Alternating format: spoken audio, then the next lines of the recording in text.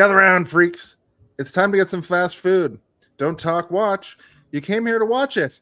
Do not nudge, kick, or jiggle the seat in front of you. Your money is now our money, and we will spend it on drugs. Babies don't watch this, so gather around the internet Insanoflex. Get Carl to look for kittens, and don't get your guts turned into snakes on this week's aquatic teenager hungry force of an episode of Hey, Did You See This One?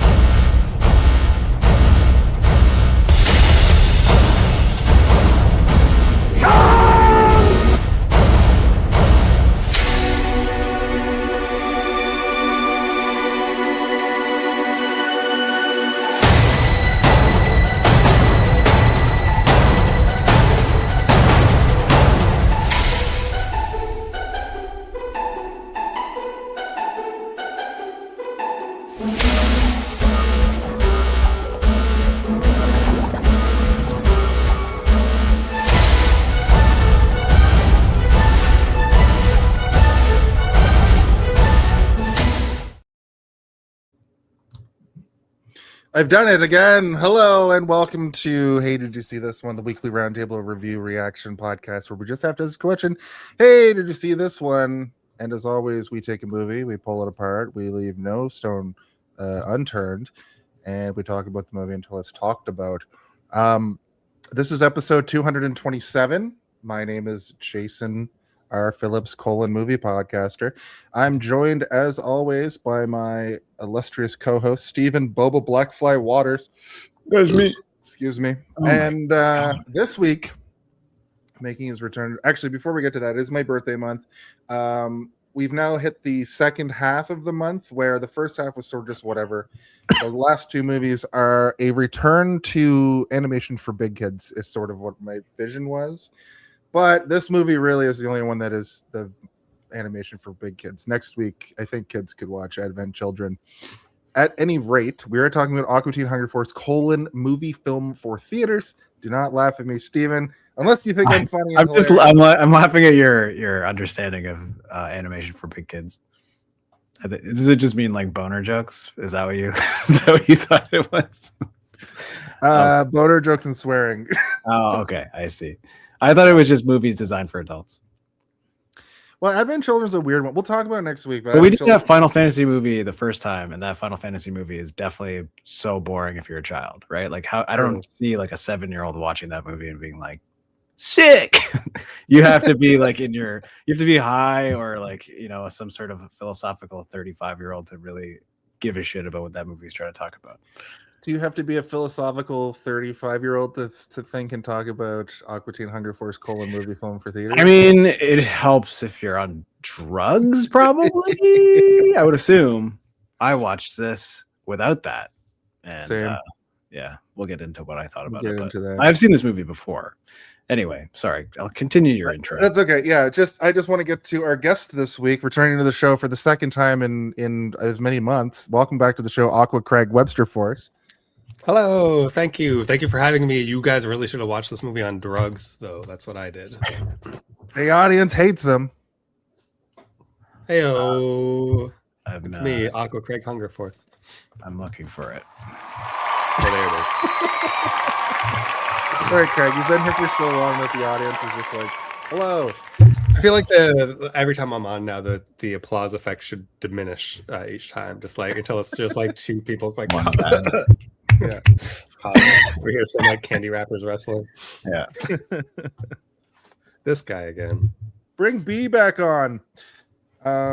Right. So this is the show. This is what we're doing. We're talking about Aqua Teen Hunger Force. I don't imagine there's going to be too much to talk about. I'm still going to employ my regular talk about the movie kind of beat by beat. And you know what?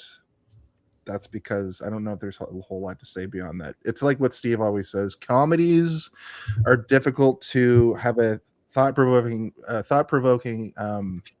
discussion about because you're kind of just going from joke to joke, and that's why we don't do a lot of hard comedy on this.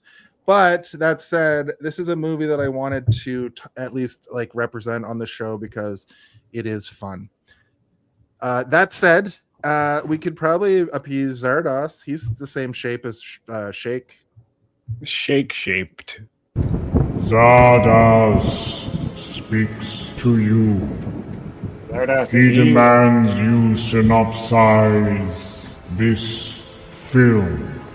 Tell him how, why, who, what occurs in this film.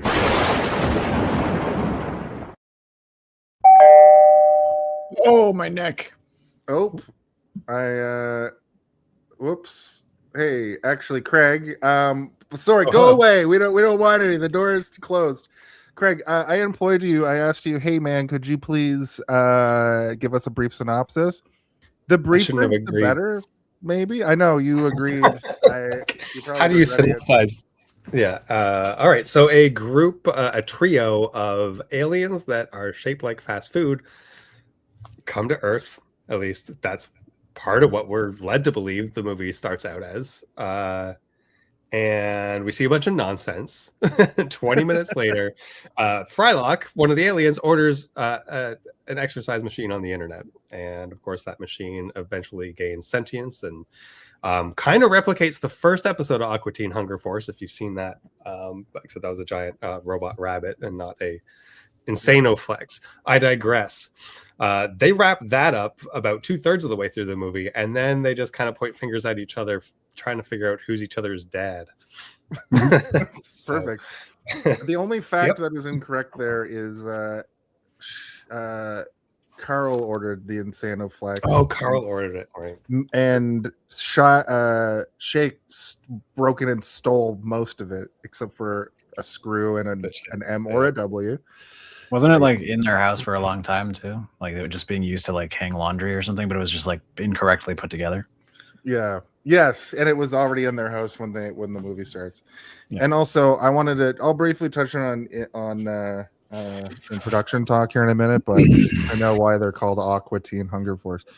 But cool. Let's do our brief. Oh, wait a second. The guy's coming back up the way. Oh, let's see what the guys at the door say. Oh. Hey, Jason. Hey, Steve. I hear you guys are doing episode 227 of the podcast. I bet it's going to be a good one. I know you guys are just going to kill it. Anyways, the movie's about to start, so love you. I wonder what movie he was seeing. Probably Mario Galaxy, judging by the amount of people in the theater. Yeah. Or like most movies, really. Yeah. I took my kids to see Mario Galaxy. There was a lot more people in theater than that, but it was like a week We ago. had a pretty good host, but it was Easter Monday, and the movie came out 2 days before. And I made Steve sit through it, and he called it a pile of shit right to my face multiple times. Called it a pile of dog shit, actually. Yeah, okay, right. Yeah. Far worse than the first one. It was a significant decrease in I quality. think, the first one's an actual movie, and the second was a series of Illumination shorts about Mario. Anyway, this is not that movie. This is another movie that is great. It's fine. It's a movie. So yeah, let's talk about our brief histories. How brief are we talking? A brief history.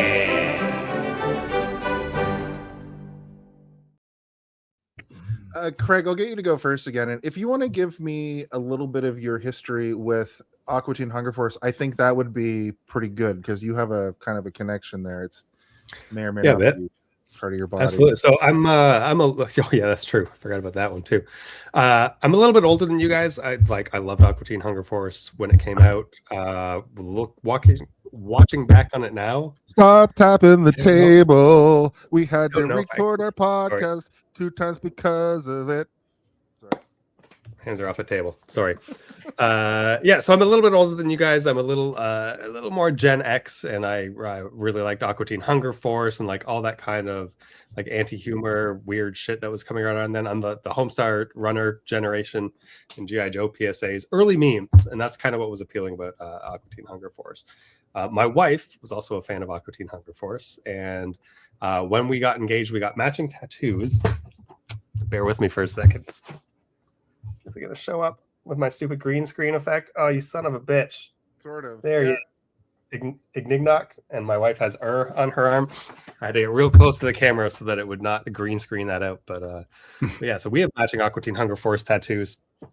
But my history with this movie, long before I met my wife, you probably in about 2007, we heard this movie was coming out. All of my friends were into it, and we all met up in Toronto. I wasn't living in Toronto yet at that point, so I had to make the like 45-minute trek from Burlington.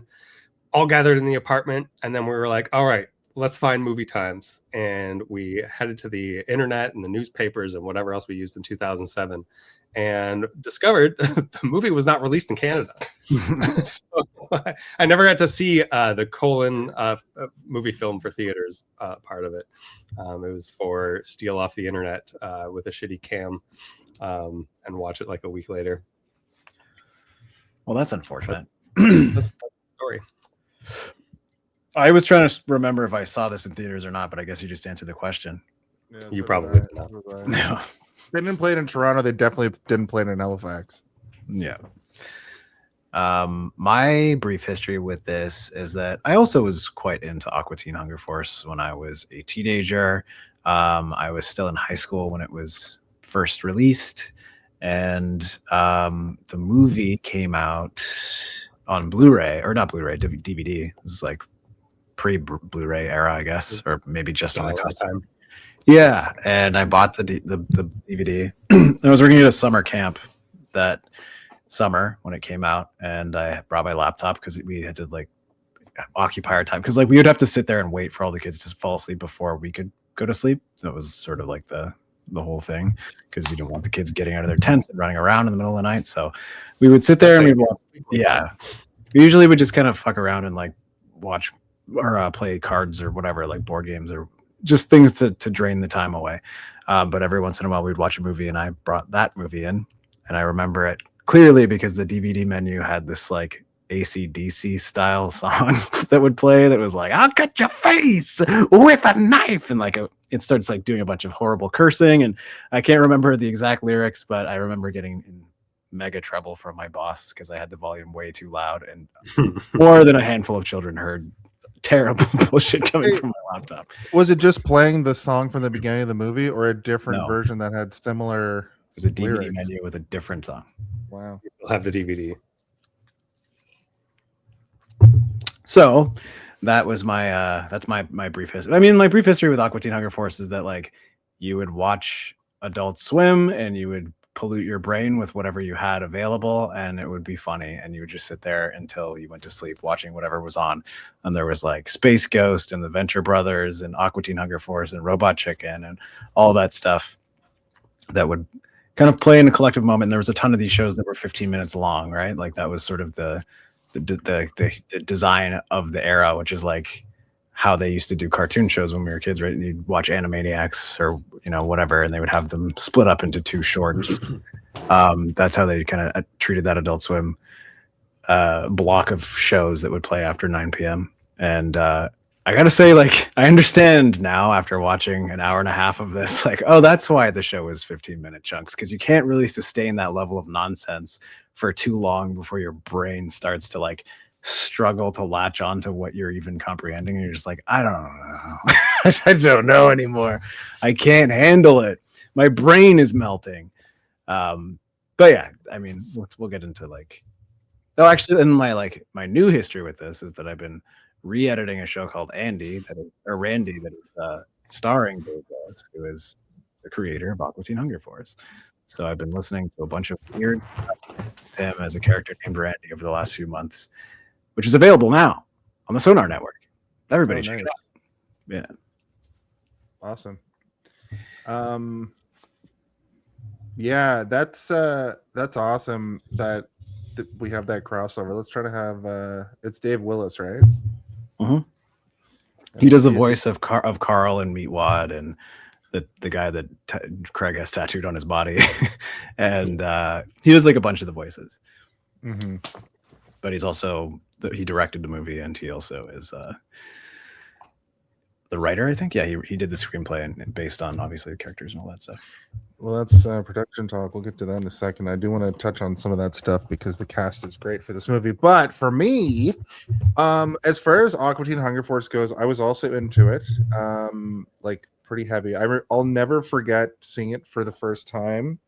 I was tangentially aware of it, but I had a girlfriend, and like I stayed over, and she went to work, and I was like just like painfully hungover, and I was like, it was like early torrenting. This is like 2007, right? So I was like, I'm just gonna get all of Aqua Teen, and I'm gonna lay in this bed. And I ended up watching. At the time, I think there were like 3 or 4 seasons. I just fucking watched all of it. And then when this movie actually came out, I have this weird crossover memory, I think, with Tenacious D, which I did go to see with my friends in theaters. But I thought I had seen this in theaters, but if it never came out in Canada, then I definitely didn't see it in theaters. It may have been that it played like on the odd date in select cities or whatever. I think I'm just having like one of those like comedy movie meld moments. I think I did exactly what they tell us not to do at the beginning of the movie. Watched a cam downloaded illegally. But see, it's different for me because in Ontario you had access to comedy network, right? Yeah, we did not.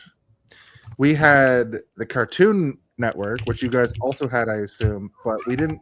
Not a lot of stuff really came over. Some stuff did, but I mostly had to. If I wanted to watch anything from Adult Swim, I had to steal it. And I have seen a lot of like Tim and Eric. I've seen a lot of Archer, which is actually a half-hour show, and Tom Goes to the Mayor, which came out around this time as well.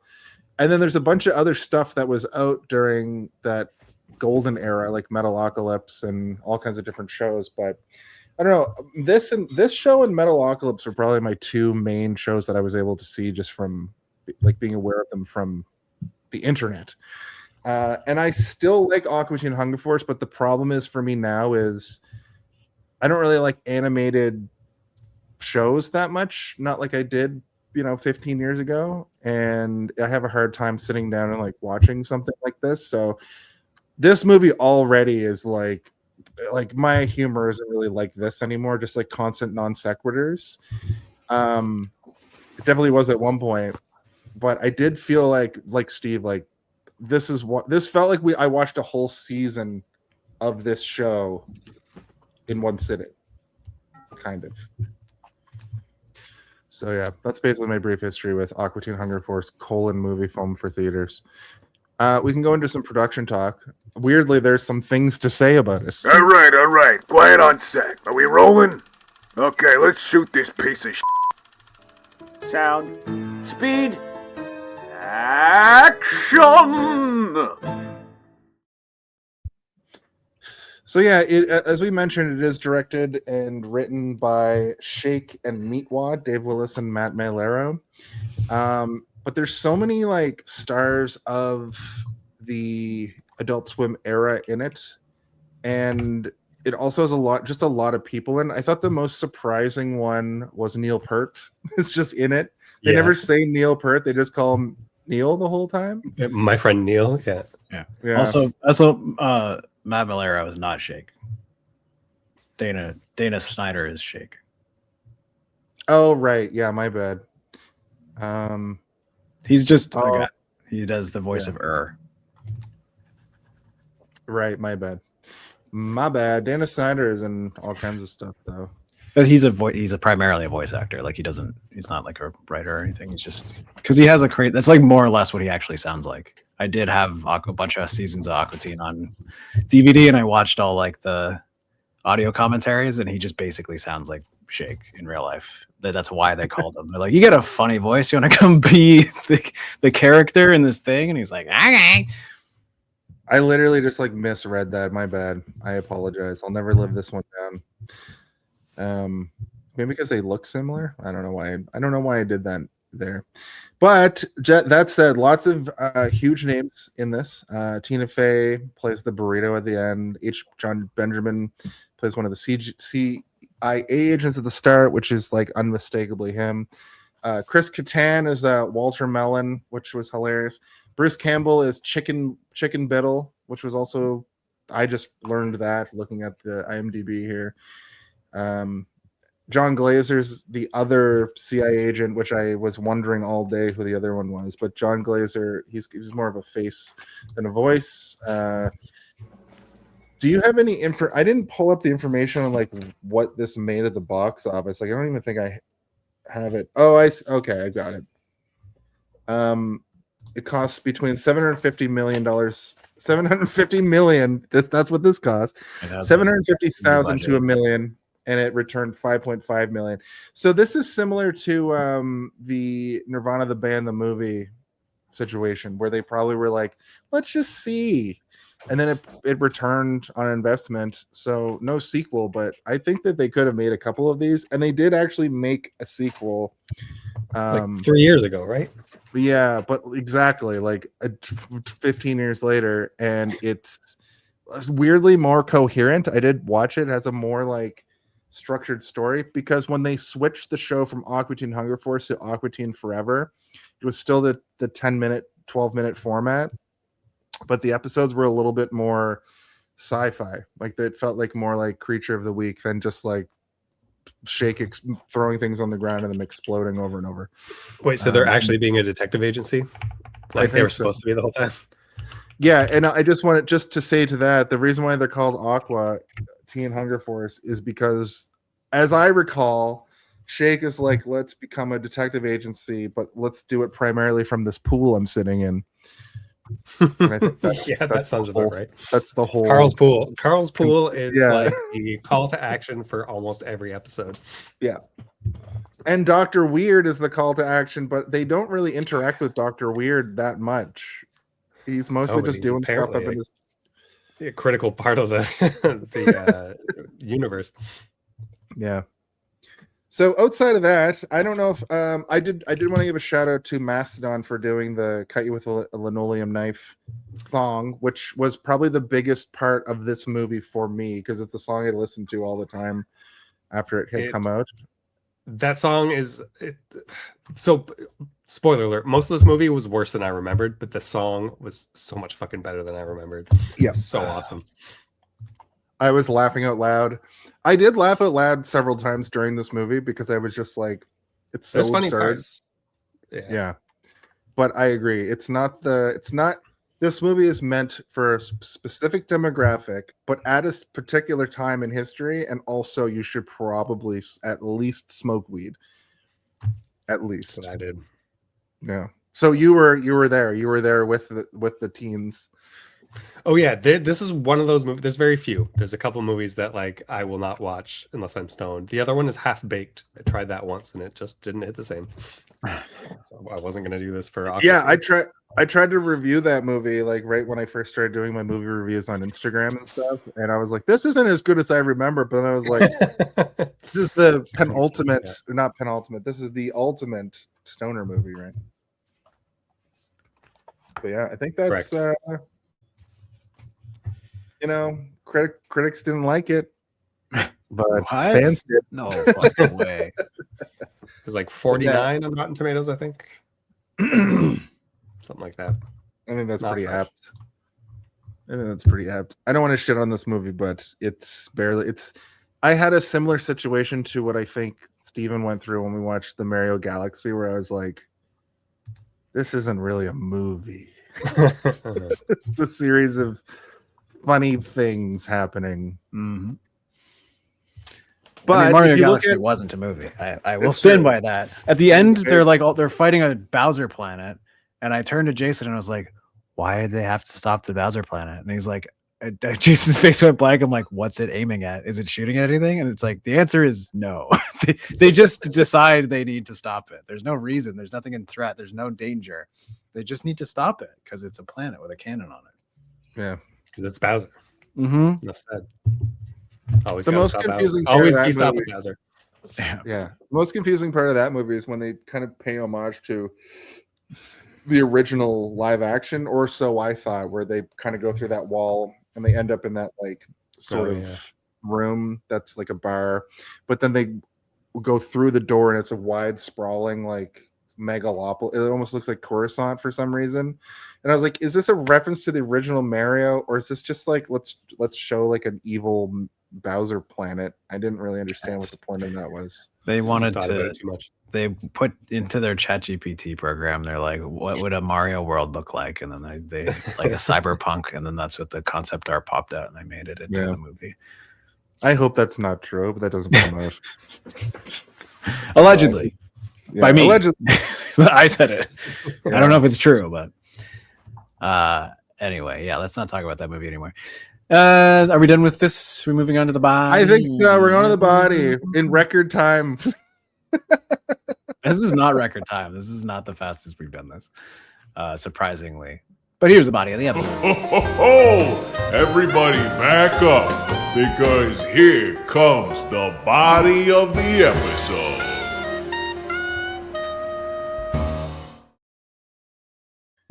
So obviously the opening is a paying homage to going to the theater in like the 40s. Is that when they used to play Let's Go Out to the Kitchen? The kitchen, the lobby.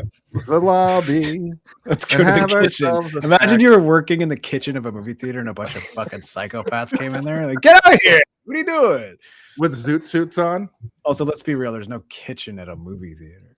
Well, I mean, a kitchen is a room that you make food in, and they do make Yeah. popcorn in a movie theater. So I guess They don't that make it area in the behind back. They culture make is it right in a- front of your ass. They need you to see it. it's an part of the- open kitchen part of the like East experience. Marius. Yeah, So I guess Gordon like Subway doesn't have a kitchen either. like Hell's Kitchen. Well, Subway does have a kitchen because you prep food in the back. Anyway, semantics. But they still play Right, this okay. type of thing at like drive-ins and stuff, and like it's charming and like it's a funny. I remember when I first saw this movie, I was like, "Ha, hilarious! It's like the thing. It's like the thing." But I mean, now watching it now, it's like, oh, this has been done so many times, and it had already been done so many times that it doesn't really feel like a fresh joke. I raw dogged this movie. I did not have anything. I had no sippies, and I had no smokies, no gummies, no nothing. I was just sitting there like this, being like, maybe I should go to the cannabis store downstairs. Should I go to the? I contemplated it for a long time. I paused the movie and I was like, I should do that because like this is going to be hard for me. I didn't do it. I watched the movie fully. But and then the thing, the subversion is that like, oh, a bunch of more modern snacks are there, like a nacho who looks like his mouth is sewn together, and they play a metal song about shutting the fuck up and not making out and don't pirate the movie and all that kind of stuff. And it's fine. It's fine. It's a good gag, to subvert that, because they could have just done something gross and gruesome with the cutesy characters, but instead it's like, let's introduce metal characters. So I think it works. I think it's the best part of the movie. Like back then I did, and to this day I do. This movie has some like moments of clarity and maybe a little levity for like a second, but it's just Shake. The whole movie's always levity. ruins everything. Shake? He just ruins everything so much all the time. I think he says racial slurs. He says other slurs. He says a lot of slurs. Learning Carl's pool. Yeah, always the Carl's pool. I do like that.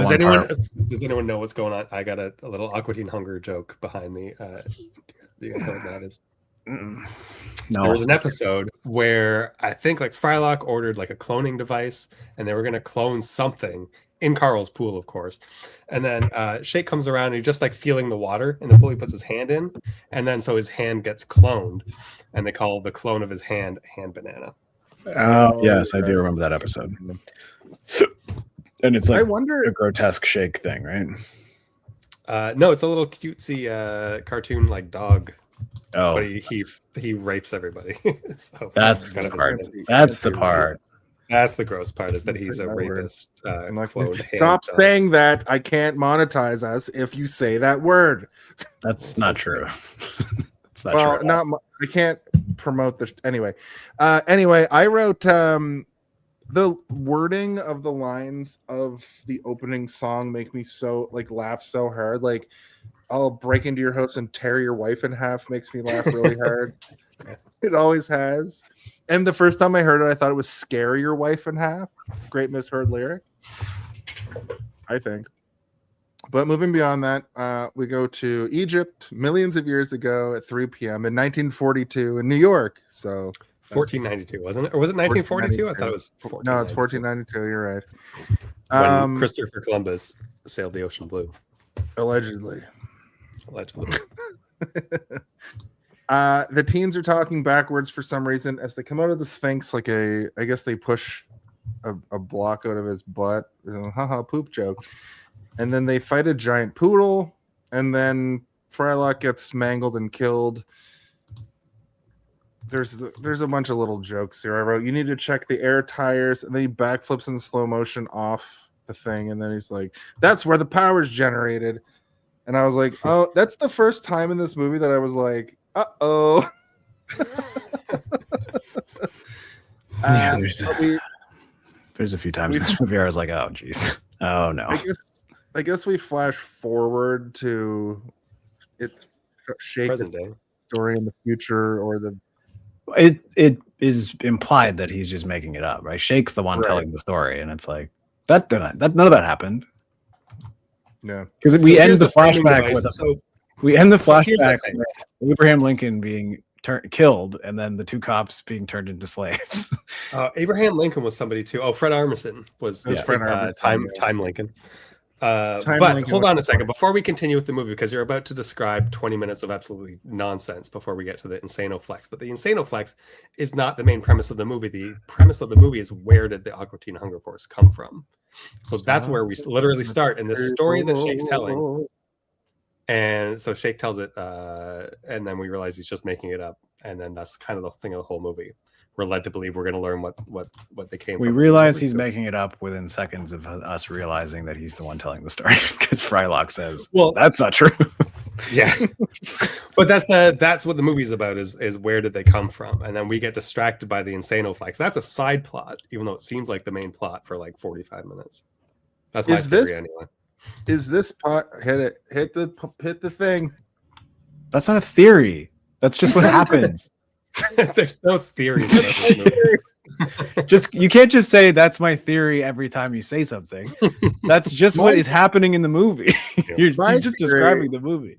My theory is that you're Frylock and I'm Shake, and our guest is Meatwad every week, and because you're always I forgot to say that when I would watch Aqua Teen Hunger Force, I was obviously smoking a lot of weed at this time in my life. And I had this table that I painted white in my bedroom. And it used to belong to my mom. So I asked her, like, can I paint this white and draw on it? Because as you guys know, I draw stuff all the time. And so I would get stoned and I would just draw on this table and watch things like this. And I got real good at drawing a Meatwad. So I started drawing Meatwad everywhere. Like, I would go everywhere I went. I would have a Sharpie in my pocket, because I worked in a factory where I had to have Sharpies all the time. So sometimes I just have a random Sharpie in my pocket. And if I did, I would draw Meatwad wherever I went. So there's a whole lot of graffiti in all of Brampton of little Meatwads everywhere. All of them done by me. You're the Meatwad bandit. Yeah, the meat bandit. The meat man. That's a quote. That's Carl calling Meatwad the meat man is something I used to say all the time. Carl is a great character in my opinion. Also, Carl's probably my favorite character. He always gets into some shit because of this Happy Meal of a team. He's so blunt about how much he hates them. It's true. Yeah, but he also loves them. He does.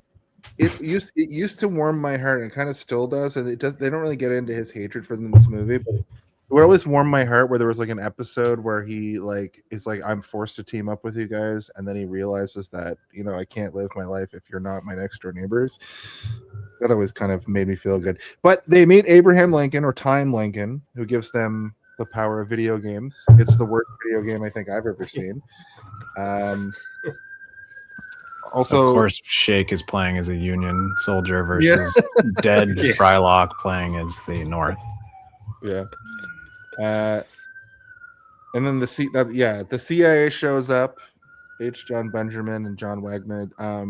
They're shooting at them. They have that whole thing where it's like, this is one of those moments where I'm like, this bit can work, but it's not working for me. And I think it's because of the performances, because this was also the style of the era, which is like everybody has to be speaking conversationally, and there's sort of dryness to everything, and they're just saying things matter-of-factly, and there's not a lot of like majesty or performance going into it. And I think for me, like, if somebody is yelling like, I know you're invisible, like that is funnier to me than someone being like, I know you're invisible. Like I feel like there's a version of this scene that would work better for me if the performances were different. But I mean, I also understand that this is a product of its era, and if they were to do the same scene today, it would probably be completely different. Because you look at something like Rick and Morty, where there's just like constant chaos and noise and like crazy voices and crazy performances, and everybody's doing like a funny voice or whatever.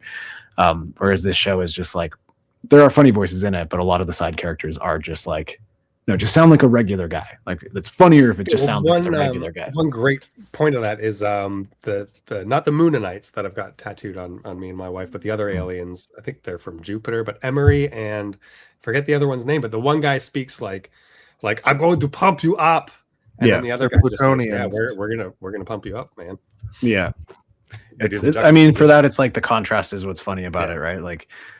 But I mean, I do think, like, for me watching this movie, the one who has the crazy voice, everything that he says is like more or less like pretty funny to me, because he's just saying it in a funny accent and also just like skipping out on certain words in sentences. He's like, "You're a good kisser," you know, like that kind of stuff is funny to me. I didn't get like a ton of laugh out loud moments in this movie, but there's a couple of chuckles that I had. A lot of it was from that character, and then a couple of things here and there that we'll go through when we get to it. But yeah, Time Lincoln, he puts them in a wooden rocket and sends them to space. And did you guys catch the like split second where another Lincoln shows up? They don't really explain. It's like another Lincoln's here, and then they're just already leaving. I don't know. There's little things in this movie they do just to like make the audience laugh. There's probably stuff that's like tie-ins to episodes. Like if you were watching the TV show alongside of the movie coming out, you'd probably be like, "Oh, that happened on the episode last week. That's a thing." And he showed up in the movie later in the movie. And also there was a moment where when the house gets destroyed, there's like this onion creature that pops up for like 2 seconds. I remember that having something to do with them locking this character away in the house because it's like a demon also. Yeah, the spider, the brood. He talks about his brood all the time or whatever. Like, oh my goodness. I would like to give a giant shout out. I did not expect this to happen on this episode because of how obscure it is. But of course, Travis Mitchell giving us a super chat right around the show. Also, Oglethorpe is the name of the character. Also, the co-creator and director plays Oglethorpe, as I recall. Thank you for coming. I appreciate the casholas. If you can just give us enough money to cash out the first $100, that'd be great. And we'll buy a pizza party with it for all of our pals. Thank you, Travis. Good to see you. I haven't seen you in a couple weeks. Also, I hate to break your bubble, but the co-creator and director did not play Oglethorpe. Why did I? Where are you reading this? Why do I think that? I don't know. Andy Merrill. Andy Merrill is not the co-creator or the director. Matt Maiellaro plays Earl and Cybernetic Ghost. And Satan, who shows up for 1 second. Yeah, my bad. I got their last names mixed up. Now listen, brother. Now, at this point in the movie, we get the kind of stand-in for what would normally be a movie credits, but it's just a remixed version of the Aqua Teen Hunger Force theme that is also done over a really cool like animation segment. But I like that the style of this animation segment is almost like they got a different artist to use MS Paint to animate all these weird things.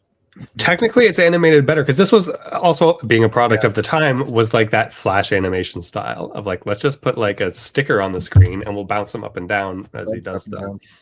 Have Frylock move back. Technically, it's a better animation in the theme than the rest of the fucking movie. We did get some 3D graphics when the thing came to life, but I'm getting a little bit. Yeah. I remember watching the behind the scenes where instead of looking at the mistakes they noticed in the movie and fixed, they just pointed out the mistakes and noticed and left in. Yeah. I mean, that's good. Yeah, this is what like one of those things where you're like, it's just a long episode of the show. Like they didn't go out of their way to like, except for this animated intro, like they didn't do anything else kind of special, you know, like everything is just basically the same as the show. All the same elements looked the same. Even when they do close-ups and stuff, you can still see the pixelation around the edges of the drawings and stuff. And it's like, well, I guess, but where the fuck did the $750,000 go? Like, what the fuck? All cameos and Tina Fey. Yeah, I guarantee most of it's going to Tina Fey for 3 lines was probably $50,000. Well, yeah, not so much Tina Fey, but yeah, like Fred Armisen, Bruce Campbell, Chris Kattan, Neil Peart. Neil Peart. I feel like Neil Peart was grounded, like because he was it him who was on Trailer Park Boys as well, or was it? No, that's Leaf, the guitarist. Yeah. I feel like they're just cool and they would just do it. They're like, this is fucking cool. Like, give me whatever, buy me lunch.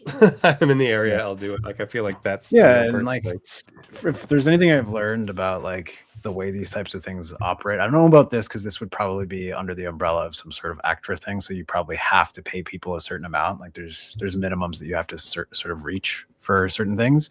And then if you're another actor within it's a union film. If it's a union film, yes, but like. I mean, I assume this is because it's owned by Comedy Central at the time, right? No, I don't know how. I don't know enough about it. So yeah, it just seems like this would probably fall under that in a way that they would probably have to pay people specific amounts of money. But like, if you pay one person a certain amount and another person another, there are like contractual things and union rules that mean that everyone has to get paid the same amount. But if everybody does it for free, then there's also like, you know, then you can get away with not paying anybody and everyone can do it as a favor. Like even like our shitty actors union here is like the same thing where like you can't do a job if anybody on set is getting paid, like even if they're getting paid $60, you have to be getting the same amount or you can't do it because it's against the rules or whatever. So anyway, I don't know enough about it to be able to talk about it in any sort of like interesting or educated way. I'm just like curious as to know, because it's a lot of money for this, you know. I wonder what the budget per episode was for the show. Yeah, I do know that there was a lot of money being funneled through all of these shows at this time. This is a mafia movie. They're laundering the money through. Well, there was kind of a bubble. There was kind of a bubble that burst eventually when they tried to expand a little bit later. Like another 10 years goes by, they're still doing okay, but I know that there's a situation where like this doesn't really exist anymore on Comedy Network. Like they got really big and popular, so they could spend $750,000 on some of this. But these actors also did cameo roles in all of the shows that we've mentioned, you know, like and still do to like shows that are being made now, right? Yeah, it's not union, by the way. It's not union. Okay. It's severely thought to not be union. So then that means that people like Tina Fey and Isaac Hayes III and Chris Kattan potentially could have done this as a favor, because I mean Tina Fey especially, like she has what, a single line that she says at the end of two to three lines.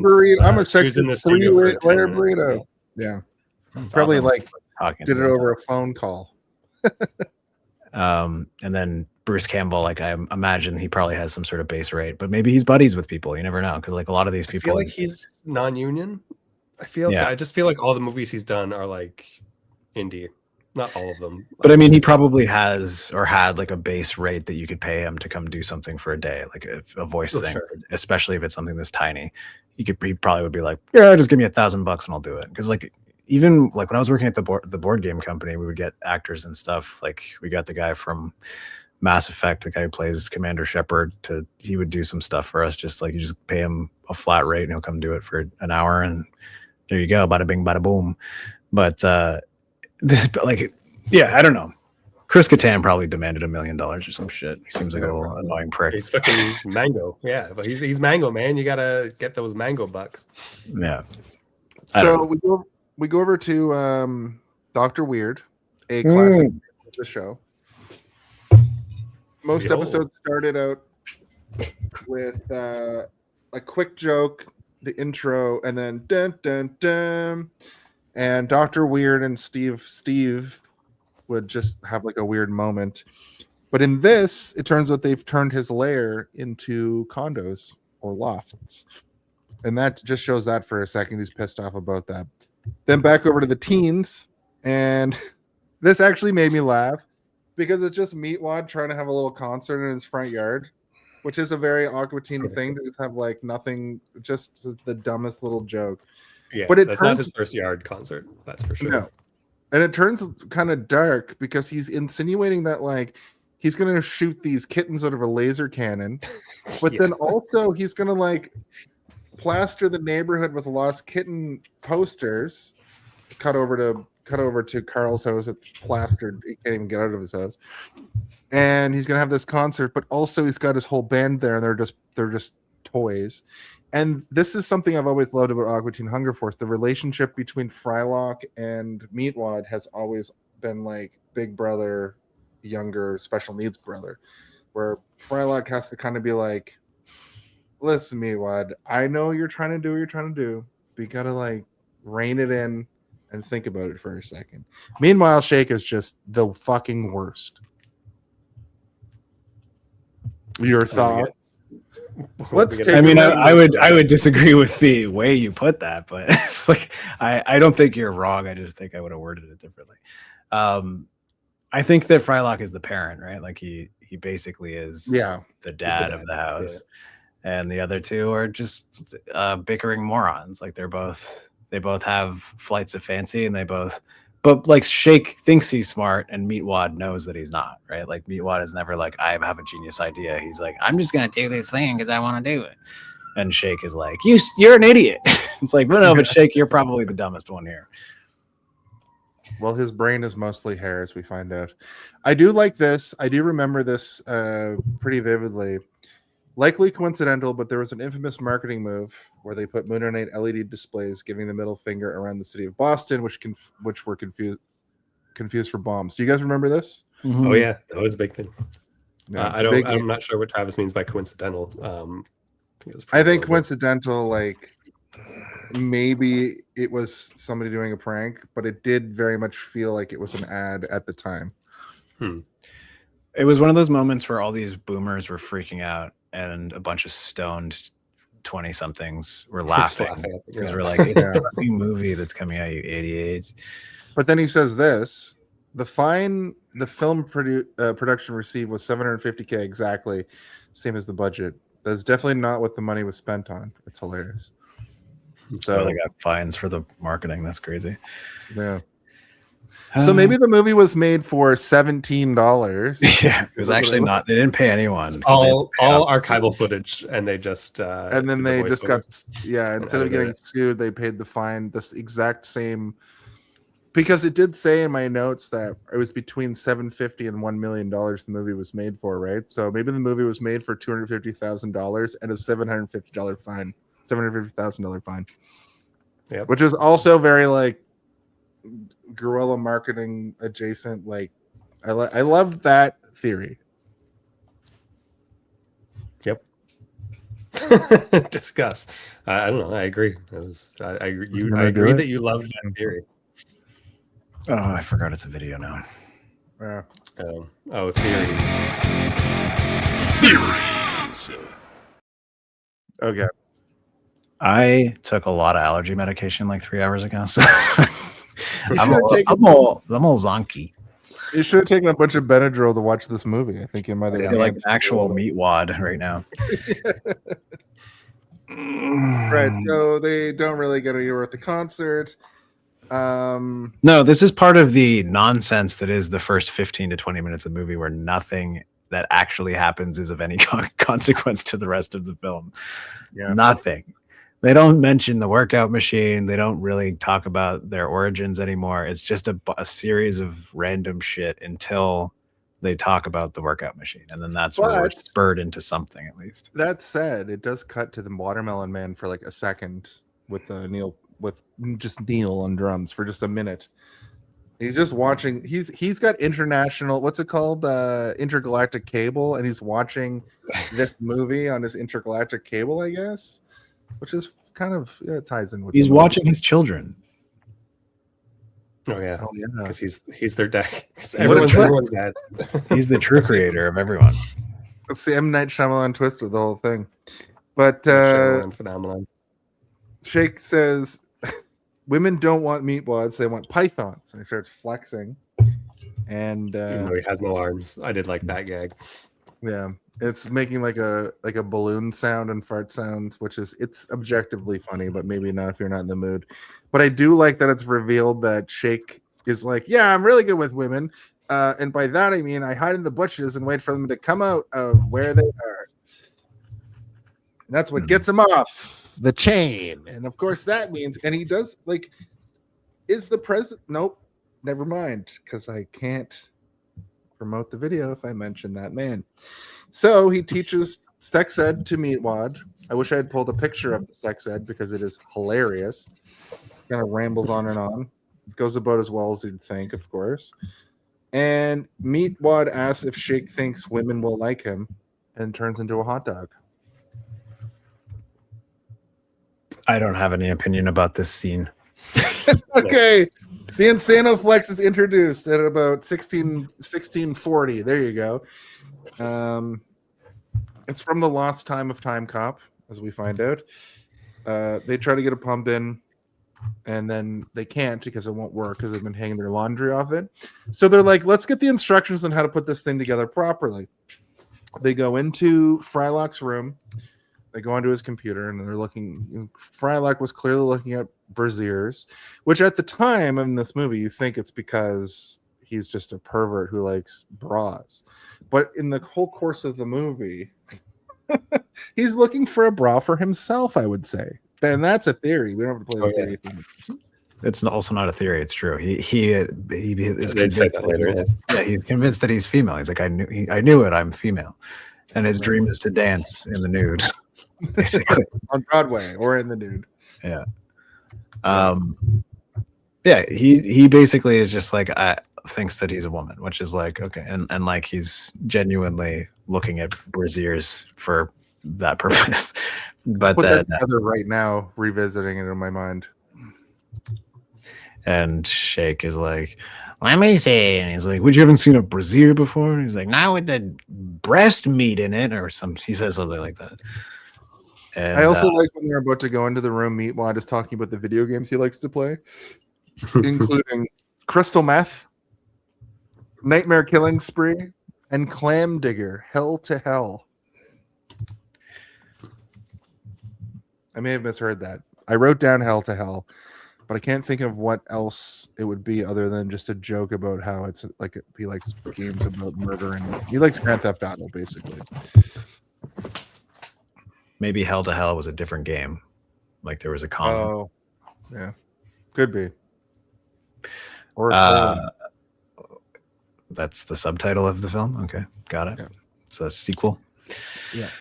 Yeah, and then they look up, they find the website for the Flexomatic or whatever it's called, the Xenoflex, and they realize that it's cursed or it has like backwards demon language, and it's forbidden to put it together, and it's warning them not to. But then there's a phone number they can call. I did get a laugh out of this part where he throws Shake away. And Shake like flies across the room, and then he's on the computer, and then it cuts back to Shake, and he's in his chair, and he has like a glass of booze, and he's like, "Please explain."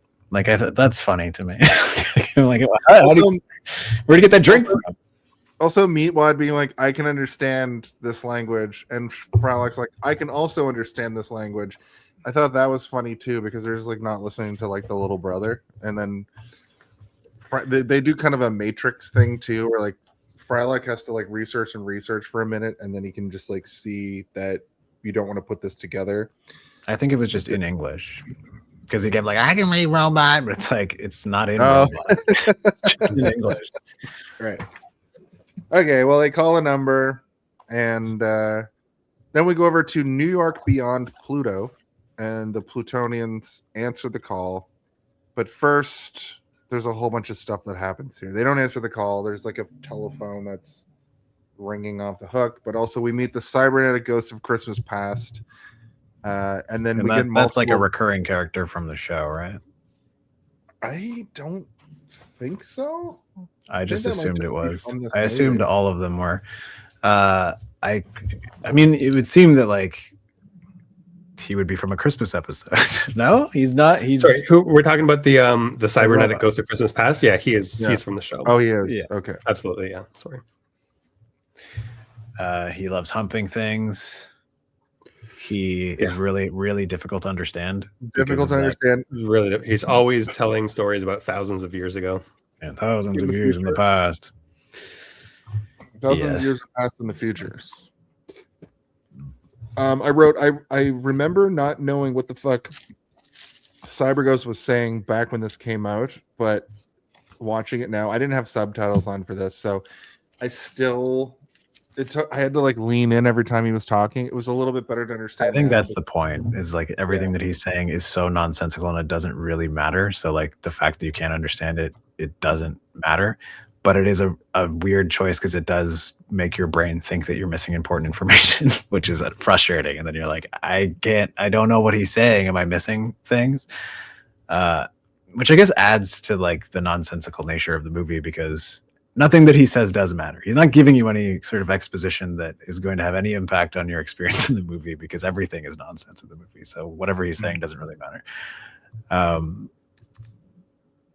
But it's funny if you can get in there and listen to him. It is funny, but they put some sort of like on his voice, so you can't.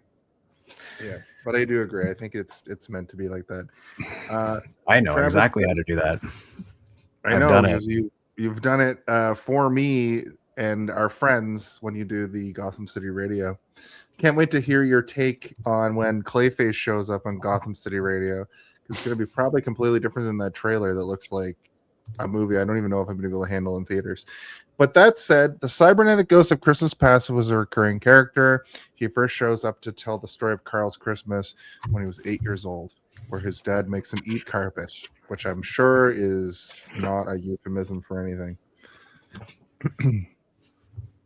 But there's something about how, yeah, there's something about him. There's something about like the Insanoflex. Like, there's a lot of ideas that are started that aren't finished, kind of like what I've just done here.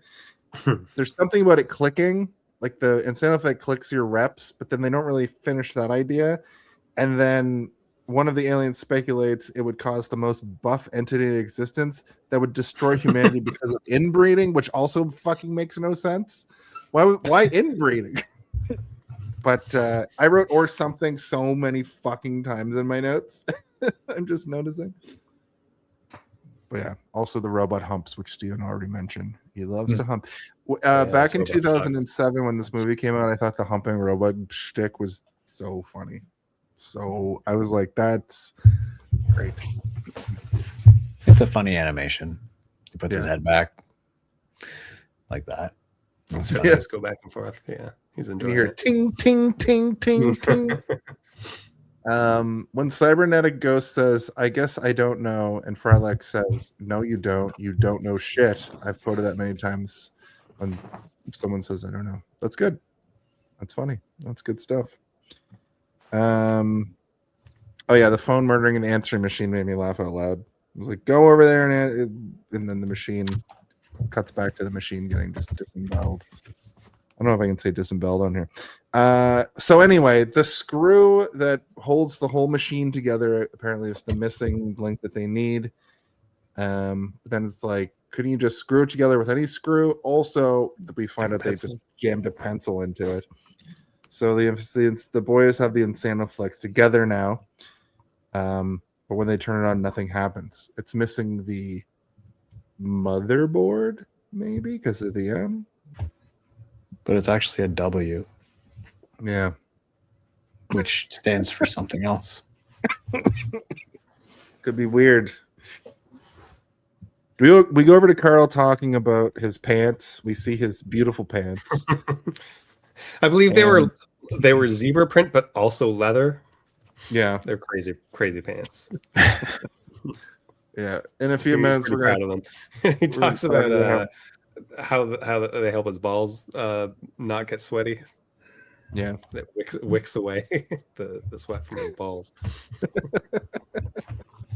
but also like how? What? That's not how any of that works. But this is where we find out that he bought the Insanoflex originally. And this is also the point when, oh my God, thanks, Travel Guru. Great point. Great point. This is also when we find out that, so this whole scene is funny because they're trying to go somewhere with the box from the Insanoflex, and it's just like Shake in the box. Meatwad's pushing him. He keeps yelling like, "Go super mode!" It's because they painted it to look like a box car, like a race car. Yeah. That's what I'm saying. Oh, that's what the 7 was. Yeah, it's a number. Just blew my fucking like mind. a race car. Yeah. I mean, yeah. Arguably, Meatwad might be smarter than Shake. Because Shake's brain is hair and a gallbladder, and Meatwad is made of who knows what. Probably some brain. Probably some actual brain. And yeah, canned cheese or spray cheese or whatever. He might be all brain, and just they never figured it out. Yeah, he's smarter than everybody. But they do find the address of where it was headed, so they go there. They turn.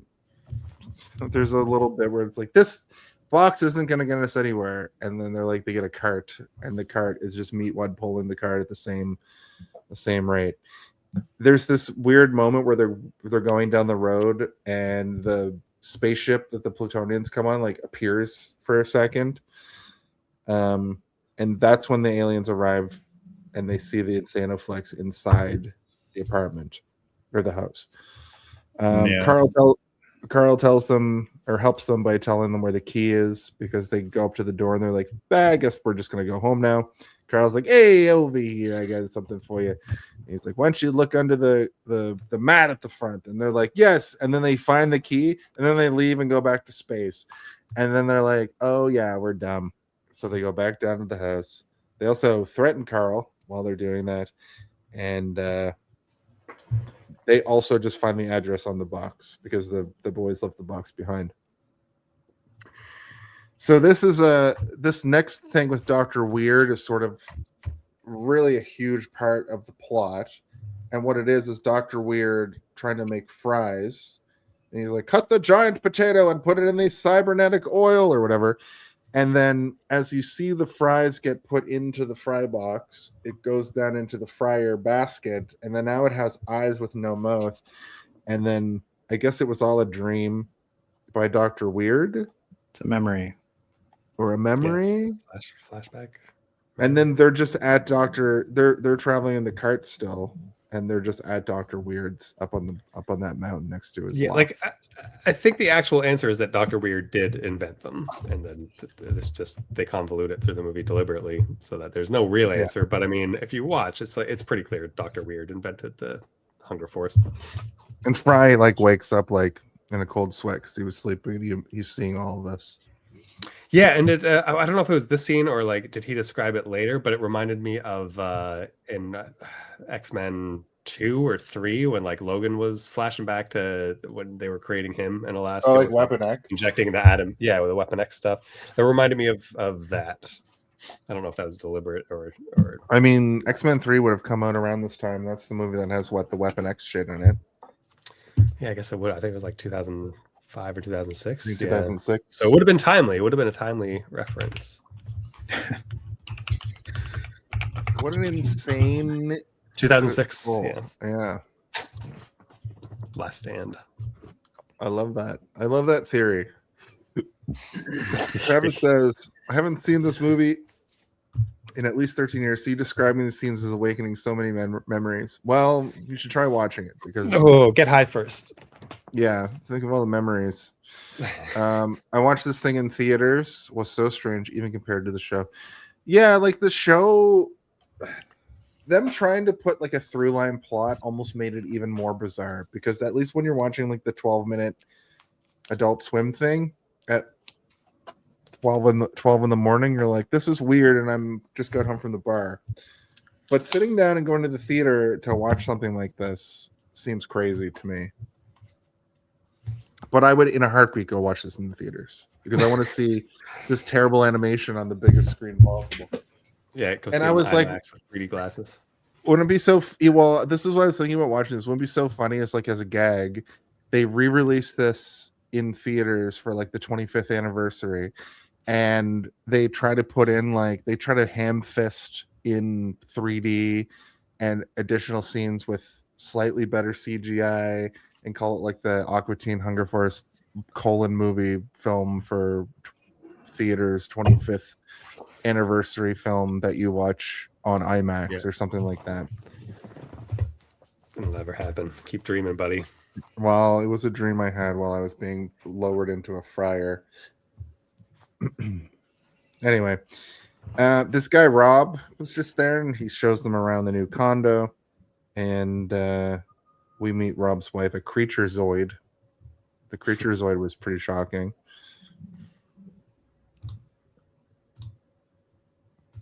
This movie is not stable. Yesterday. But they don't have the. Is it over?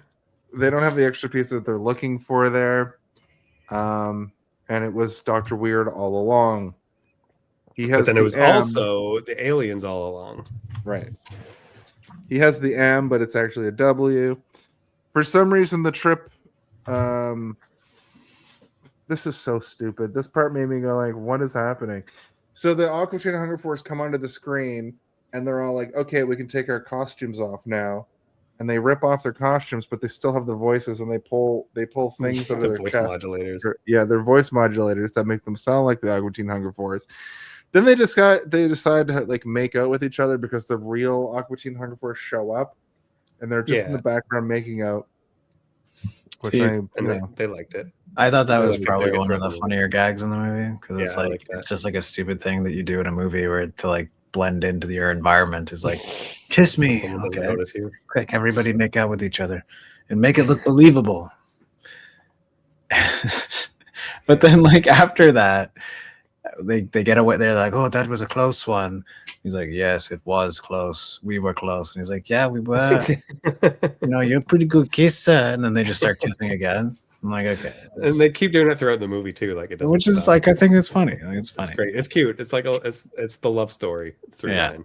You need a love story in a movie like this, or else what the fuck are you even doing? Yeah.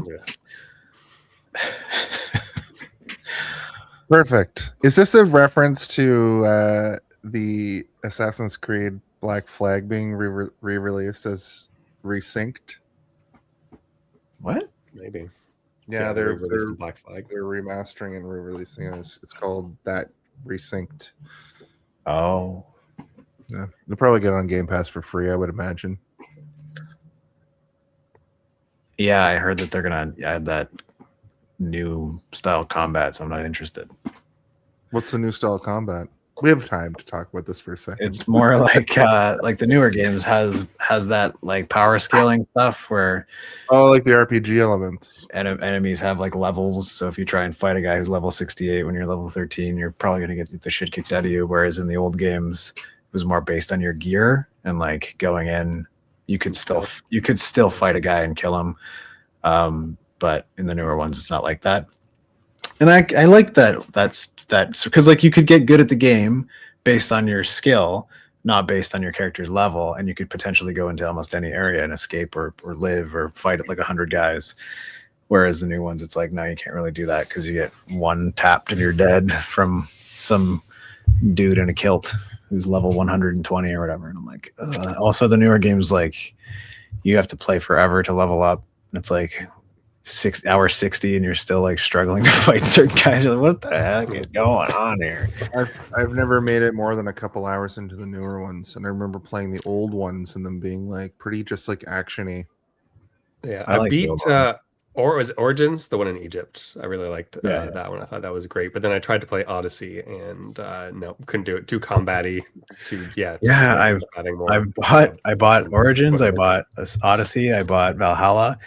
I didn't finish any of them, but I finished 1, 2, 3, and all the Ezio stuff. Like I finished all those ones. It's as soon as they switched the combat style that I was like, I just am not having as much fun. And it's also when they decided to really draw out every aspect. So there's like, you go into a new area and there's actually just hundreds and hundreds of map markers everywhere for you to do stuff. And I'm like, but some of it's just like pick up a chest or like grab a piece of sheet music. And I'm like, I don't like, this is too much, because my brain is like, I want to get everything, but I also want to play through the game. But then I don't want to like have to spend a million hours leveling to kill the bounty hunts. I was okay with it in Origins. Because it was just beautiful compared to like the previous games. Like the new engine had like looked way better. Yeah, so graphically the new ones are great. So the graphics kept me going, I think, because I was just like, God damn, this game looks fucking amazing. So like I was picking up that chest 2 miles that way is fine. Yeah, it'll look good. I mean, Black Flag was probably my favorite out of all the Assassin's Creed, which is not a hot take because I think that's the case for a lot. Yeah. But that's what I'm interested about. I think I might like it because it's the game I've always wanted to play, which I never got around to, but has more RPG elements. I might find something in it that I appreciate and like. I wanted to like the RPG version of Assassin's Creed. I just remember playing. It doesn't feel like an RPG though. That's like they say RPG elements, but it's like the element is that you're just leveling your guy up so he's stronger. Like that's not. It doesn't feel like a true RPG in any way. Yeah, they use that like RPG elements catch all a lot more than they should these days, I think. True. Mm-hmm. They're trying to make a lot more games seem like RPGs. That it feels more like a Souls like in that kind of regard where it's like you become stronger and then you can fight the harder thing because you do more damage and you can take more damage. If you consider a Souls game an RPG, then that's what the new Assassin's Creed games are more similar to. But yeah, I prefer taking out a ship because my ship is good, and then going and boarding that ship and being able to fight everybody on that ship and not have to worry about one guy coming up and one tapping me from behind because he's level 120 and I'm level 50 or whatever. Anyway, I'll maybe try it if it's on Game Pass. Yeah, I'll definitely try it out and maybe I'll change my tune. But because also the story in that one was really fun and having the ability to pilot around on your ship and go to all the different islands and the ocean. And the shanties, you could collect different sea shanties. That was one of my favorite. You get a new one and you're like, "Ooh, I want to see what the new shanty is." And you go out on the ocean and like, "Okay, everybody sing." You're like forcing your crew to sing. I think on PC you could also like mod in your own shanties. So I mean, you could probably put in whatever audio file. You could play fucking the Macarena on your ship. I imagine.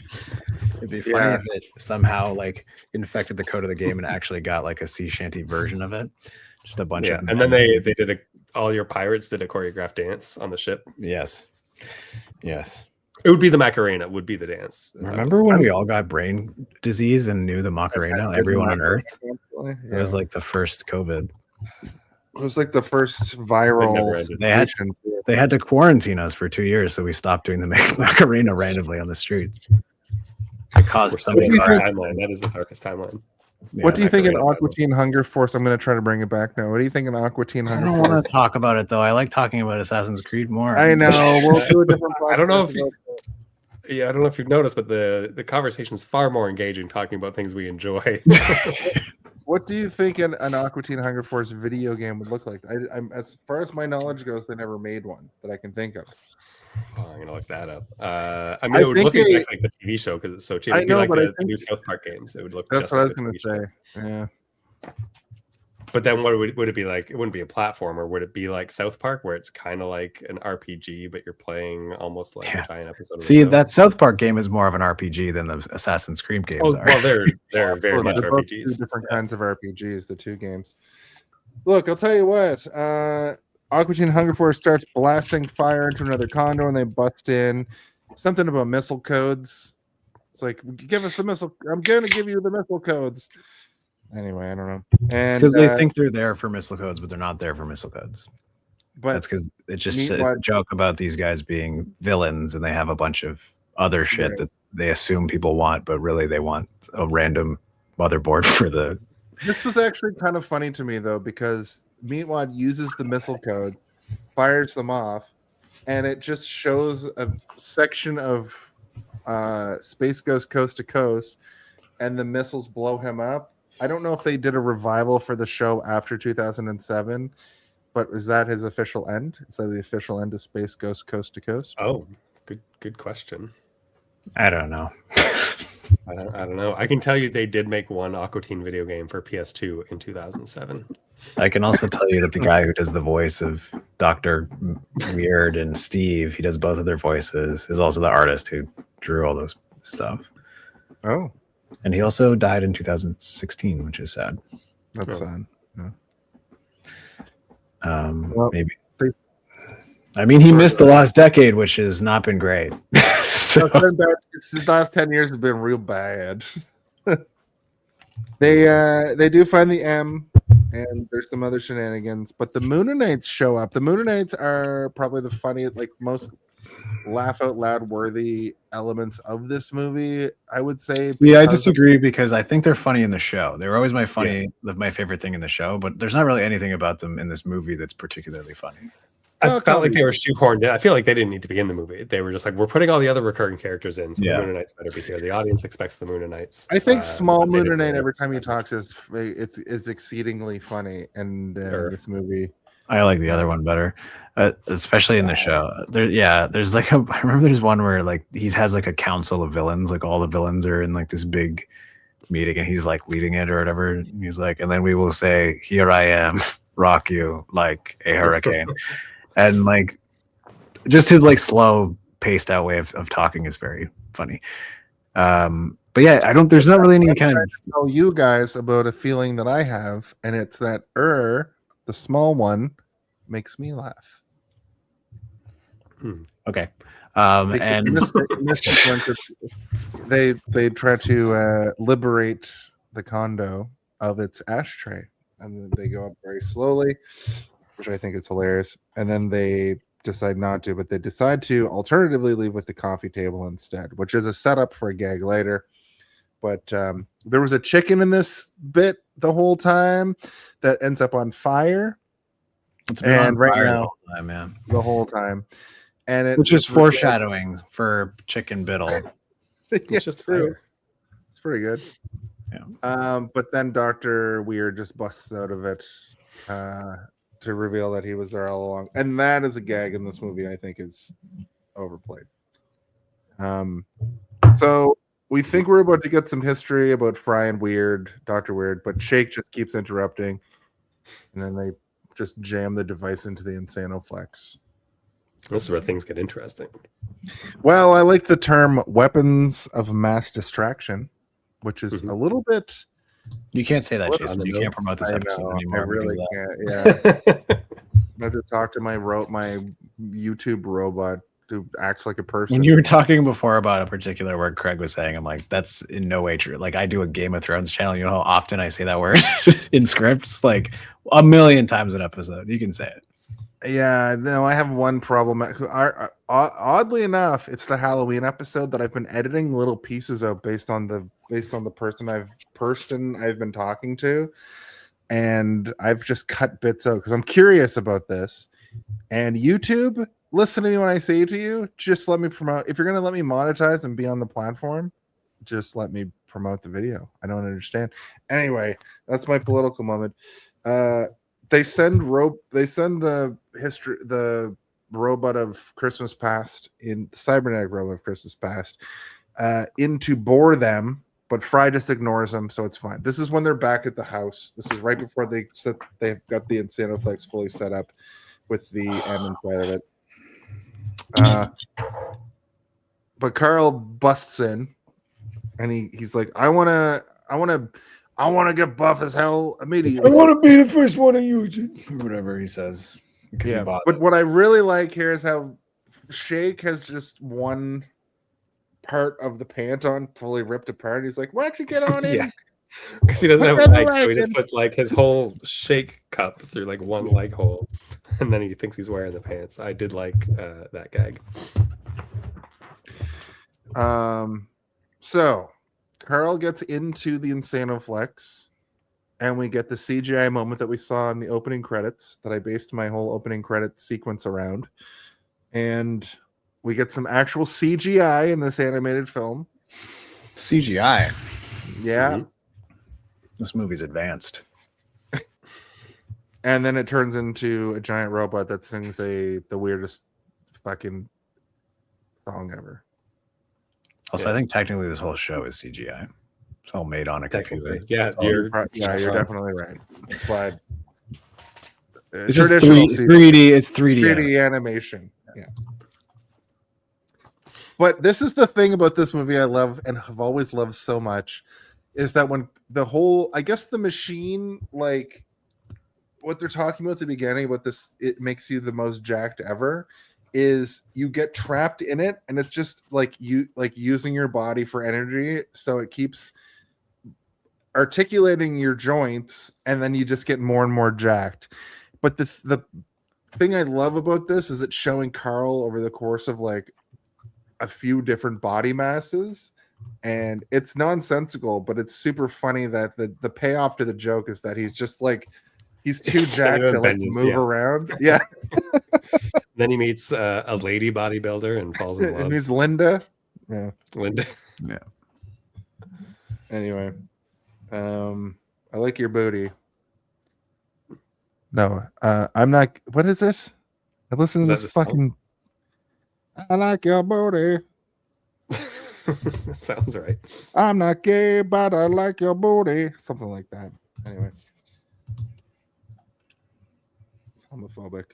So, yeah, Carl's trapped in there. We get some more Walter Melon with Neil watching along. But the robot starts rampaging. In order to defeat it, you must push the stop switch. They abandoned that idea immediately. But Meatwad has a plan, guys. Meatwad has a plan. Do you guys remember what Meatwad's plan is? No. Just to ride a roller coaster. Completely apropos of what's happening. But He's having a real hard time paying attention at this point. He doesn't. There's no like message here. He's just like he just wants to ride the roller coaster. That's the joke. Yeah. Just wants to ride the roller coaster. And then the moon people show up and they're like, we're going to ride the roller coaster. Yeah. Which is, yeah. Oh, and they tried to sell them the coffee table they stole. That was the setup and payoff. Not the best setup and payoff I've ever seen in a comedy, but definitely exists. They have the whole living room set, not just the table. True. They've got the couches and everything. Yeah. You singing them like kind of just a matter of fact monotone like voices might be funnier than the actual gag. They went back and got all the other stuff too. Yeah. They kept going back. That's the joke, guys. I think so. Yeah, I think that's the joke. Pretty sure the joke is that they kept going back and slowly stealing things, which is funny. Meatwad explodes into a whole building, and Frylock's like, I didn't even know you could do that. There's the budget of the movie. Because normally Meatwad had 3 shapes. He was a hot dog, and he was the little dancey shape, and he was right. They went to their animators and they're like, we need Meatwad as the size of a building, and he also has to have an emo haircut, and he has to have shorts that transform from short shorts into jean short shorts. Which I feel is the joke. Is like, hey, look, we're a big budget movie now. Meatwad can do more than 3 shapes. Him turning into a literal building, so you can see the scale that he can turn into. To him in the next scene, turn into like a mech. It's true. Yeah, and he turns into. They call him a mutant killer machine, which I thought was funny. But also, we just keep cutting back to the Plutonians and the Mooninites on the roller coaster, doing roller coaster stuff, and then the Shake just goes and gets a spray tan, or not a spray tan, but a tanning bed tan. I really thought it was funny and weird that the cybernetic Ghost of Christmas Past like just runs into the building and hides behind a plant, very clearly just hiding behind a plant. I think that's a funny. It's not a smart Ghost of Christmas Past. No. But another plot point actually happens during this point. They discover the robot is dropping eggs. But Shake has a great tan and huge whitened teeth. Mm-hmm. Just like in that poster behind you there. Yeah, he went to an orthopedic surgeon and got veneers. Yeah. From an orthopedic is- surgeon. Yeah. I guess so. I don't know. Yeah, well, did he get them on his feet? Yeah. I'm sorry. What's a tooth surgeon called? Orthodontist. That's not a dental surgeon. I think you just An might mean orthodontist is a dental surgeon. An orthopedic surgeon would be a foot surgeon. A foot Pedic doctor? is feet. Yeah. Pedic is feet. I know this. is- I know I said it wrong, but I'm asking what a dental surgeon is called because it's not called a dentist. A dentist is No, an orthodontist is somebody. I'm talking about like a plastic surgeon for your teeth. There is a different name for it. I just don't know what it is. than orthodontist, because orthodontists I think it's orthodontist. do dental surgeries. I'm pretty sure an orthodontist took out my my wisdom teeth. Yeah, that's surgery, like a medical procedure. I'm talking about like aesthetics, because there's like people that do just like veneers and stuff, right? Like they're not doing, because there's like a whole, like if you're a dentist, Would it be called orthodontic then? or orthodontic surgeon, maybe. I mean, there's cosmetic dentist. Yeah. I don't think that's what you're looking for. I don't know how to prosthodontist. Walk in, Craig. Prosthodontist Sound is a it out. dental specialist focused on restoring and replacing teeth, crowns, veneers, implants, dentures, etc. Prosthodontist. There you go. Orthodontist. There you go. I think a video game starts with you creating your own monster in Dr. Weird's lab. Then you switch to the Aqua Teen Hunger Force, and the goal is to do nothing about it. Yeah, that's a pretty good idea. Yeah, I'd play the fuck out of that. It's like a cozy game. It's like a villagers. It's like a Animal Crossing game. Like Stardew Valley, except you don't help any of your neighbors at all. Yeah, it's like Pokopia. Pokopia, the new Pokemon cozy game. You just sort of bring Pokemon back. You just sort of like configure plants in a way that makes Pokemon come out of the plants. Look it up. That's what the game is. I don't know how else to explain it. I don't think I'm going to look it up. Okay, I'm doing it right now. Craig can look it up, and I don't care. But also, if it was a Stardew Valley game, like instead of making a nice little farm or plot of crops in front of your house, the goal is to make the front of your yard look shittier and shittier as the game goes. Like you get like a soiled mattress. Trash in your yard. Yeah. You have Carl's pool is pool. going to have to be involved. Yeah. There could This be sounds like a mobile game. a rusty ass Flexomatic or Psychoflex or whatever the fuck it's called. This sounds like a mobile game from 2014. So does Plantomon or whatever you just said. Pokopia. It's actually pretty fun. It's pretty addictive. So the robot of cybernetic robot of Christmas Past tells them about the yeast uprising or whatever. He does another one of his like flashbacks. But they just really focus in on Fry saying that he's a woman. Oh, and the teeth bits at this moment when they're back in the house where Meatwad is sitting on the removed teeth from Shake getting blasted by the rampaging robot. He's sitting up on top of these like giant teeth, these veneers. Mm-hmm. He's like, I just got up here so we can watch the TV. And he says, this makes good stew or whatever. And then he's like, I have to be eye level with the TV.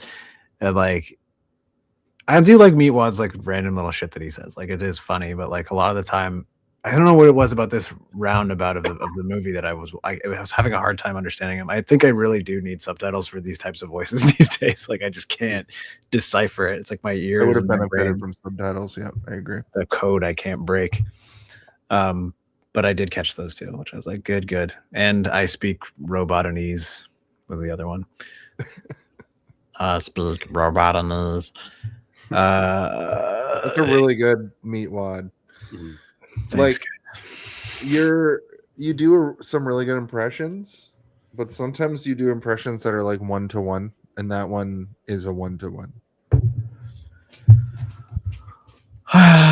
Thanks. It's basically a Smeagol, but with a different accent. Yeah, it's like a different register. It's not as like wild because he's just talking, and Smeagol's like, it's like Smeagol, but from the hood. Yeah, living on the street. Yeah. Oh man, my voice couldn't go back to normal for a second there. He's meatwad forever. I'm He's turning into Schmeagle forever. meatwad over here. Help me. There was an Aqua Teen mobile game called Destructathon, which was focused on destroying things. So you're onto something. Okay. Interesting. Probably from 2014, literally. They investigate the egg that has fallen. Jake tries to open it by kicking it. I was gonna say, like, remember the game Rampage where you would just like you play as a monkey, yeah. a lizard, and smash the buildings. Lizard, yeah. It would be something like that. Starring Dwayne the Rock Johnson. Yeah, that movie. I did watch it. I don't remember any of it though. I do like my brain because my brain refuses to store information that it finds to be unworthy of being stored. It's like, no, we need to. If we store this, you might forget how to use a fork at some point. So mine doesn't. Okay. Whatever you No, say. and You couldn't even remember if you'd seen this movie in theaters, Jason. So well, I'm gonna go ahead and tell you. Real. This movie came out 19 years ago, but I'm saying, like, I store a lot of useless stuff, and it doesn't get overwritten very easily. It's my point. I'm talking more like media, like TV shows and movies. I'm not talking about like real world events. Imagine I forgot about like 9/11. Like, what the fuck is 10/11, that? 12/11, 14/11. 16/11. Where were you? You remember? No, I don't even know what that is. What is 16/11? Yeah, what you talking about? You mean like 911, like the phone number? Yeah. So what? Steven is the voice actor, sir. Maybe he understands when I say that the key to doing a Vin Diesel voice is doing a lower meatwad voice. Oh yeah, it's true. Where you're just like, Oh my goodness. it's like it's all about family. Oh my goodness. Yeah. It's like he's here. It is. You do the same sort of flex on the back of your throat that you do for meatwad. You just deepen it. Yeah, he's right. He's absolutely right. Now do Pitch Black. Look up a line. Look up a line from Pitch Black. I was gonna say we gotta get out of here before it becomes pitch black. Yeah. But they do investigate the egg. Shake tries to open it by kicking it, which does, of course, not work. He just falls over. It does open after bashing it, though, a second later, and a tiny version of the massive robot comes out. So the prophecy is being fulfilled. The music that comes out of the robot, the music from the robot comes from an exercise video, which is called Lose Weight, Eviscerate, Sea of Blood Island of Death. A video that shows people getting killed from running from the very robot that is terrorizing the town, designed to keep you working out 24/7 for 30 days. Meatwad at that moment is like, oh, that's the robot from the thing we're watching. Yeah. Even though Meatwad is like, this is part of my video collection. Are you not going to talk about Shake losing his tan? It's tragic. Well, actually, I would like to ask you guys about this because I was trying to pay attention more to the plot and stuff is just like happening around that. You were trying to pay attention to this plot? Yeah, because I have to Sherpa us through this. But he says my tan fell off. So can you tell us more about this scene, I guess? I don't know. He's getting mad that he can't get his teeth back and then his tan falls off. I assume it's because he's a shake cup, which is coated in wax. So he cooked the wax and then the wax fell off of the cup. That makes sense. That's pretty good. Yeah, that's my theory. He did have like theories.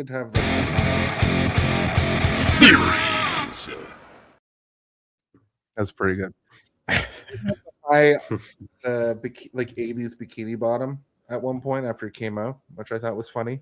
I chuckled for a moment, I guess you could say. I feel like the joke doesn't work without that because you wouldn't know that it was supposed to be tan lines. You'd be like, why is he orange? I mean, I guess he was in the tanning bed, but it is funnier with the bikini tan lines. Where are we? They have an come up with a new plot, and the plot is that we have to change the music, but that's not even really the plot because the music was just to annoy the robot. I think in the end it was like for the robot not to hear the music it's playing because the music powers it fills it with rage or whatever, and which causes it to go crazy and destroy.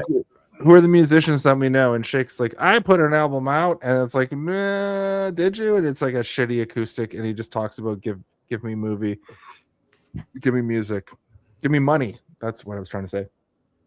But then they're reminded of MCP Pants, who's also a recurring character. I believe it's the same voice that does that character, does the theme for the show. Nope. No? Nope. MCP Pants is MC Chris. The theme for the show is Schooly D. Okay. Well, excuse me. I said I believe. I didn't say it in a way that's like I know this. So I'm sure you do. Oh, anyway, he's a giant spider and he's down in hell. And then he asks Satan politely if he can go back up. But when he comes back up, he comes under the surface as a fly. He's a fly now. And he gets he tries to eat a turd and succeeds. And then just fucking Shake just smashes him to bits. he's very disturbed by the fact that he enjoys the taste of the turd. He's like, why? I like this, man. Why do I like this? Yeah. Can you imagine that realization? Where you get reincarnated as a fly. Oh, and God. Like, oh, I eat shit, don't I? No. I bet you that's a lot of human beings' nightmares that they'll discover that about themselves one day. They like eating shit. Yeah. When you go down to the Beelzebub layer, and it's just... I'm talking about pre-hell. They're still on Earth. It's Craig on the show. Now is Madison going to be on the show? Madison. I saw your wife today, Craig. Oh yeah, my wife had lunch with your wife, Jason, and I know. we gave you a baby crib. Thank you for the baby crib. The baby jail. In it. Yeah. Baby jail. I feel like young Spawn's going to climb out of that immediately, and then I'm going to have to sue you. He's like, you're not my dad. I'm my own dad now. Just like this movie. Yeah. Look at me. I'm the dad now. That's what this whole movie is like, I'm my own dad now. The movie, which is a thing that I used to yell at people all the time. Like, you can't tell me what to do. I'm my own dad now. Nice. I like that. But get a song made to go into the Insanoflex. So naturally, Shake kills MCP Pants, which we already talked about. So Carl calls them. He's maximum jacked at this point, or close to. They decide to have shitty acoustic tape. And I guess the new plan is to just blow up the aliens and blast the Insanoflex to kill Carl. Because Shake is like, Fry is like, I have laser beams that I can shoot on my eyes, and I'm getting very mad with this situation. Nobody will give me an answer. I could just blast the robot, but it would kill Carl. And everybody's like, I don't care. Whatever, I guess.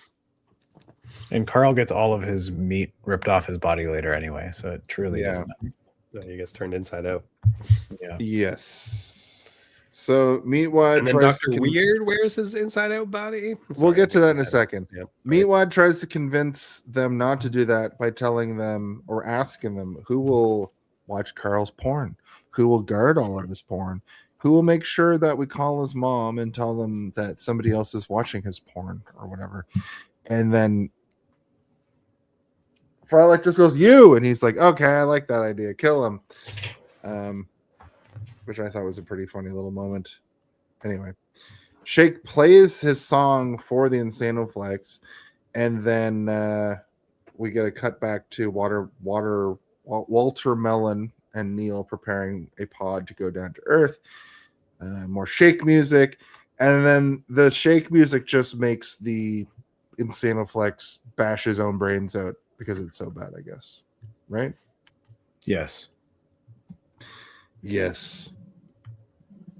That's what happens. Shake knocks the dead robot over and it falls on Carl also. They're like, oh, you're saved. You just have to get out of there. He pushes it down. Also, the roller coaster is still a part of this whole sequence, which I thought was insane. And then a big, strong lady comes and lifts the machine off of Carl and drags him away to have sex. That's not what happened at all. Linda does show up and she's trying to lift the robot off Carl, but Frylock actually blows up the robot. Right. Can I just say to you guys that I'm very open to especially comedy. When I was trying to get through the end of this movie from about here to the end, and I kept thinking about what you were saying to me, Stephen, when we were talking online, where like you kept looking at the time to see how much was left. I wasn't having the issue with the amount of time that was left. I actually felt like pain around this time. Like I was actually like, people were supposed. There's a reason I was checking the time. Yeah, people were. It's because I was like, I can't do any more of this. I have to go. I can't. I'd rather do other stuff. I was thinking about this scenario where like you're like 40 and you have a son who's legal age to watch a movie, like you go to the theater and watch a movie like this. I might bash my own brains in if I had to be in a situation like that, maybe. And now I'm wondering. Just like the If you had Flexo a Freako teenage to adult son, and he made you watch this in the theaters. Yeah, like I liked this movie when it came out because I was 20. Oh yeah, right?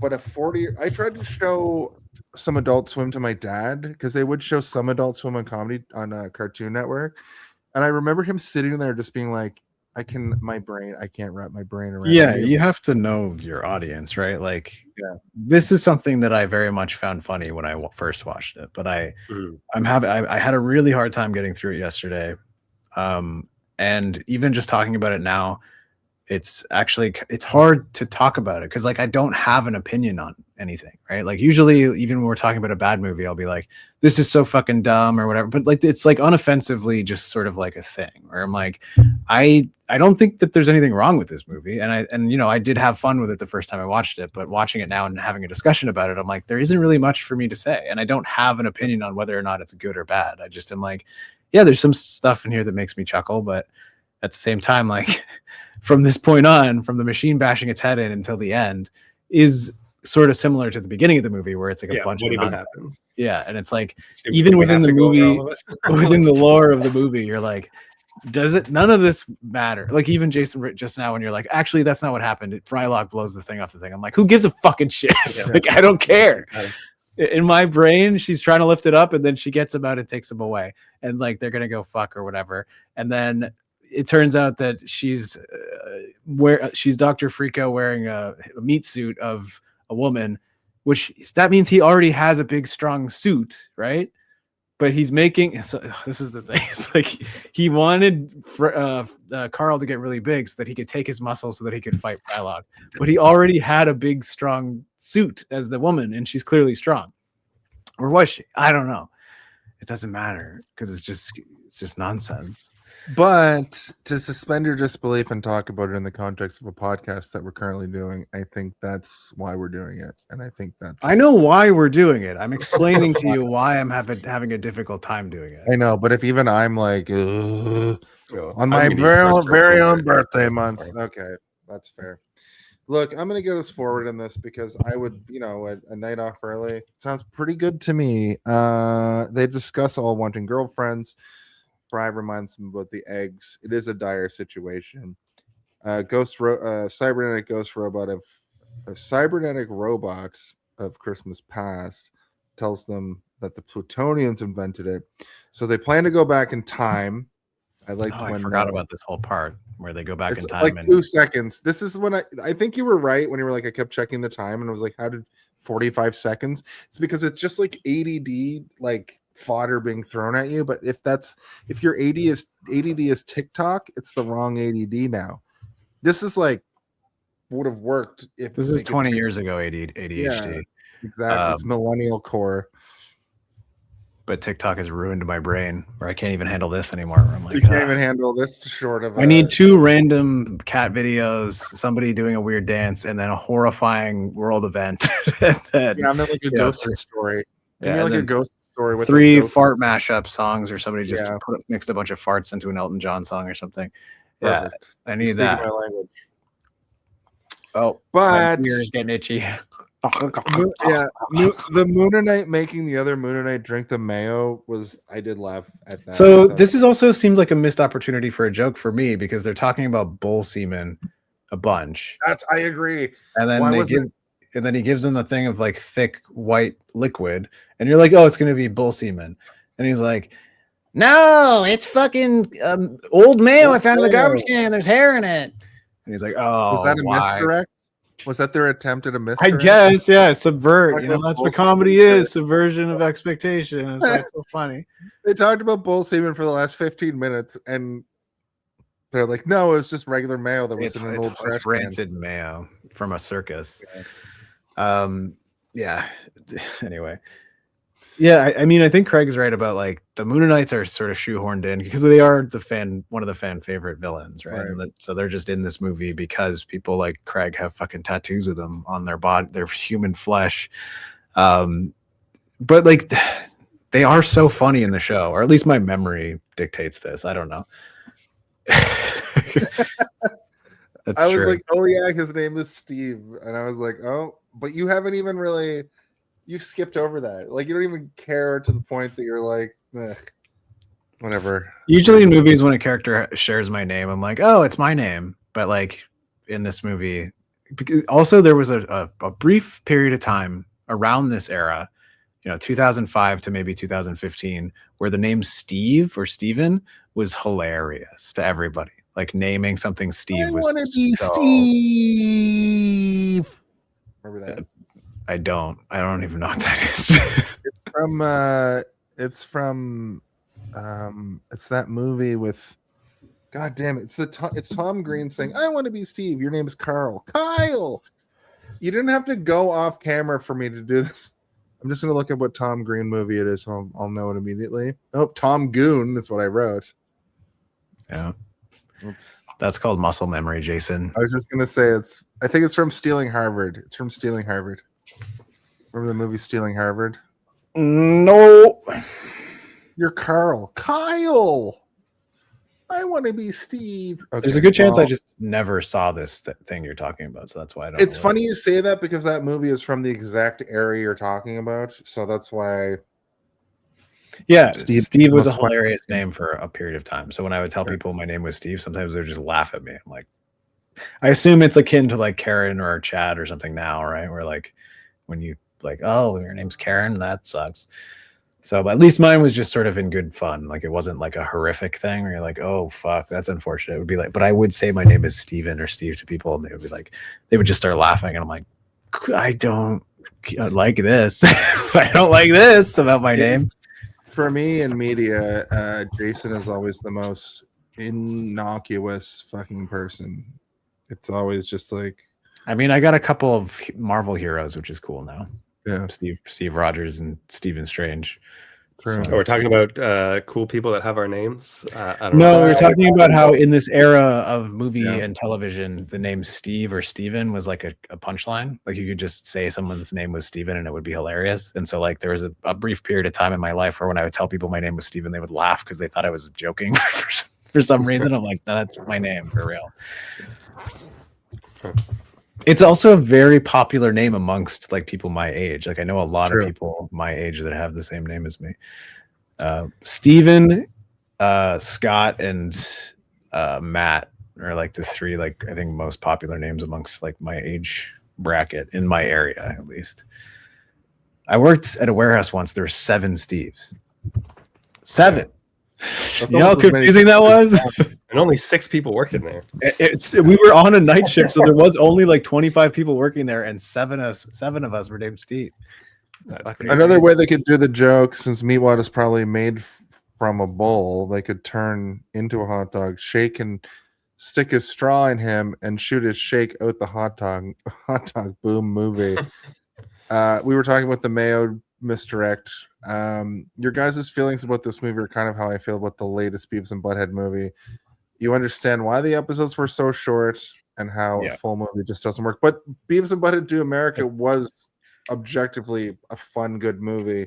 Genius. Beavis and Butthead Go Across the Universe or whatever wasn't fun, but also it spawned a TV show that also is not as fun as the original TV show.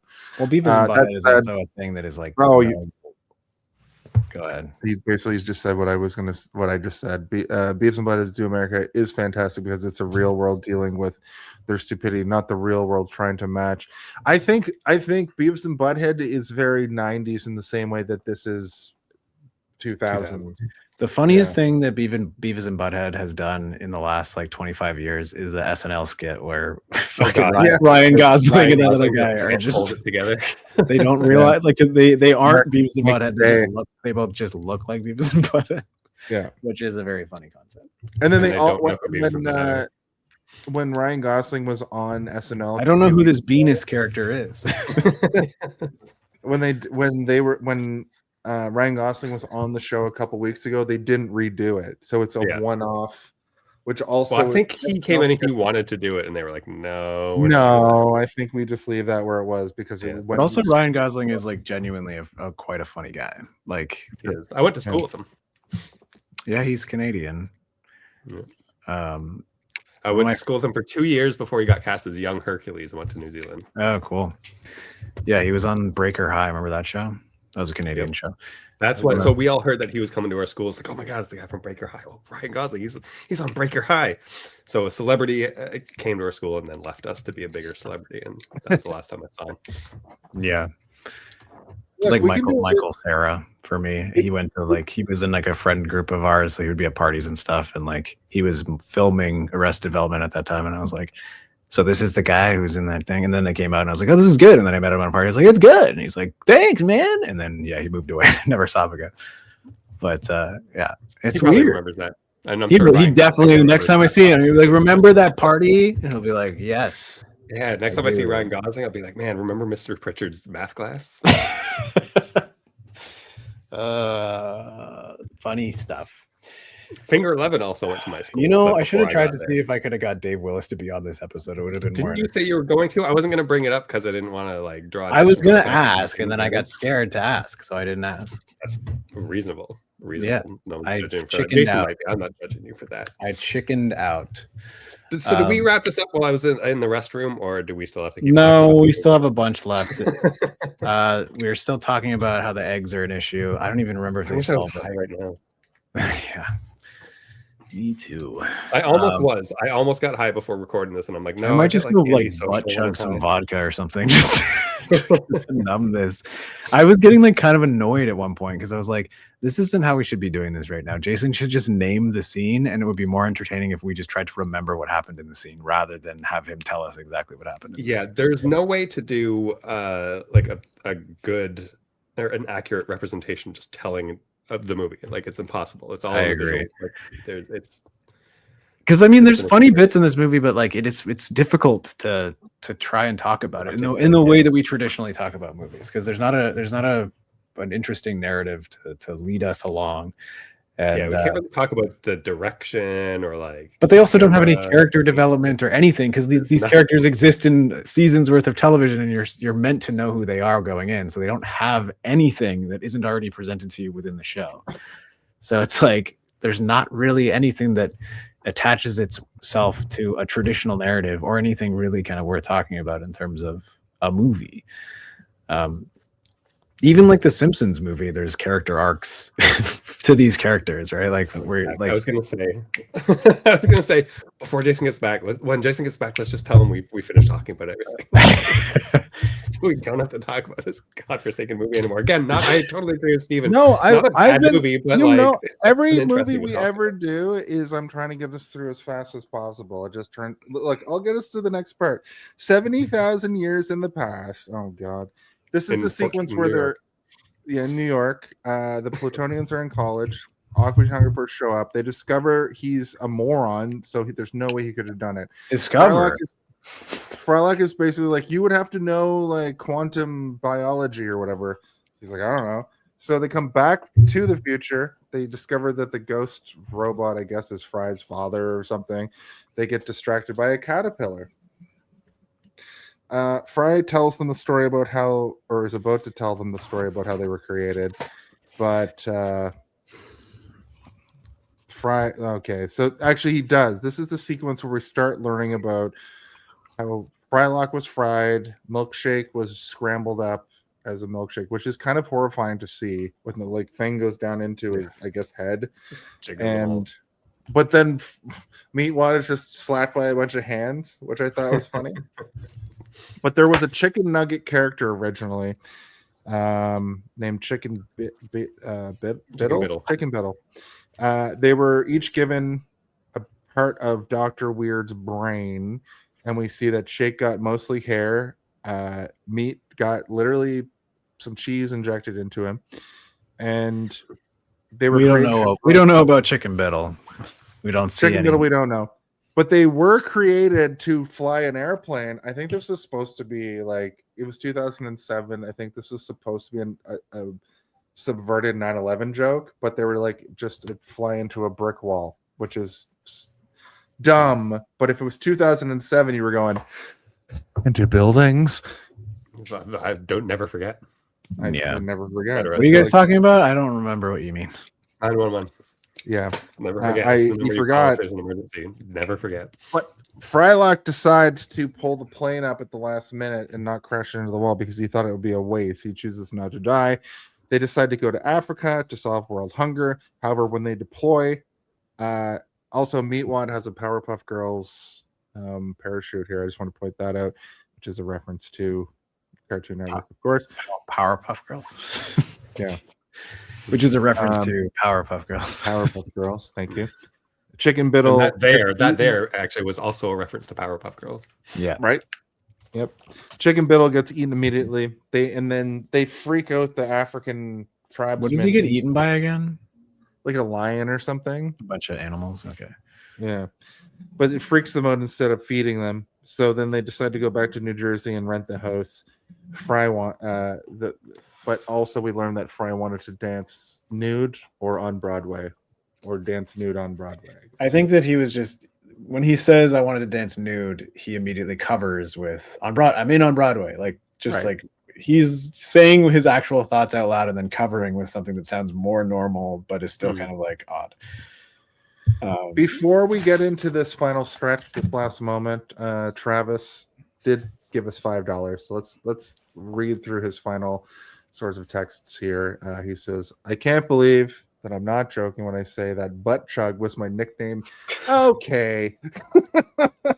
Simply because when someone wanted to drink my Mountain Dew, I said, put it in my butt. That's actually funny. I agree. The funniest part of the stream is mundanely describing the ridiculous scenes in this movie, like a fly eating turds and enjoying it. And having Dave Willis on would have been hilarious just to see you collectively reach this point where the movie is not worth talking about. Imagine he also got to that point. And if he was here, he was just like, what the fuck? It's just like, why you guys are the first people to ever talk about this on a podcast for 3 hours. Well, we're gonna start a new podcast called the Aqua Teen Hunger Force : every week we talk about this movie. Oh, the worst idea of all time. Yeah, it's a good podcast. I'll work on all my impressions of all the characters, and the last episode will be me doing a spoken word rendition of the entirety of the movie. The whole shit. And I'll be like, let's explore the depths of it in the video. But they go into Dr. Weird's lair again, where Carl and Linda have dinner. When they go to bang, Linda reveals to be Dr. Weird because, of course, Dr. Weird takes Carl's meat and fights Frylock. Seems that Frylock may actually be Dr. Weird's dad, and then he's wearing Carl as a meat suit during all of this. And they find Carl eviscerated, which was actually pretty gross. Even though it's like a little animation, it's pretty gross. As Steve signs out for the day, they stop fighting. Steve gets melted by the sign out device. He's going to go over to like I'll check out here. It's like, no, go over to that weird skeleton. And I really like the like little animation of like this, like the green skull going over to him and sort of chomping him like a smoke. And then he just like melts away. Thought that was pretty good. Fight continues. It turns out that Weird built the Insanoflex to build muscles on somebody to take and fight Fry with. Dr. Weird hits Fry, but Fry gets the final blast. And then We meet the What? We meet the death beat. What did I mean by that? The drummer comes out and does a drum. Oh with- yeah, the death beat. Yeah, Yeah. yeah. It's- Because Shake gets destroyed. Then we get some more backstory about like he got a baby, and then I don't know. I've stopped taking notes properly here because I was trying to write down everything that was happening, and it's all stupid. So there's a bunch of shenanigans. Finally, he says, "I've got a tape of memories." He opens that crystal on the back of Frylock and reveals a VCR. And we don't. Do we even see what's on that tape? No, they talk about I it. think so. Yeah. Yeah. They make a big deal about this thing and how he's The got tape- a PCR in his back. I think the tape is supposed to be his memories. Like it Oh literally. yeah, that's It it. Yeah, literally that's right. says Yeah. memories on it. Yeah. And then But Meatwad, weird was because this is the reveal that Meatwad is actually the one who knows what's going on. And he's like, "You edited your brain so that you could only experience the dreams that you wanted to." Like, so he like basically like is like you went through your own memories and cut it to be how you wanted it to be, and then put it back in your head so that you could only remember what you wanted to remember, like editing a tape. And that's what happened. true. But weird was created from Fry's brain. Fry is also a woman trapped in a man's body who is also a lesbian. He also has a fake plastic vagina or whatever. But then the Mooninites say they created everything. But then Walter Mellon shows up. Shake shoots Meatwad in the head. Neil plays the drums of life and brings him back. Neil is also told not to bring Steve back, which I did laugh out loud. I thought that was Yeah, funny. yeah, that was pretty good.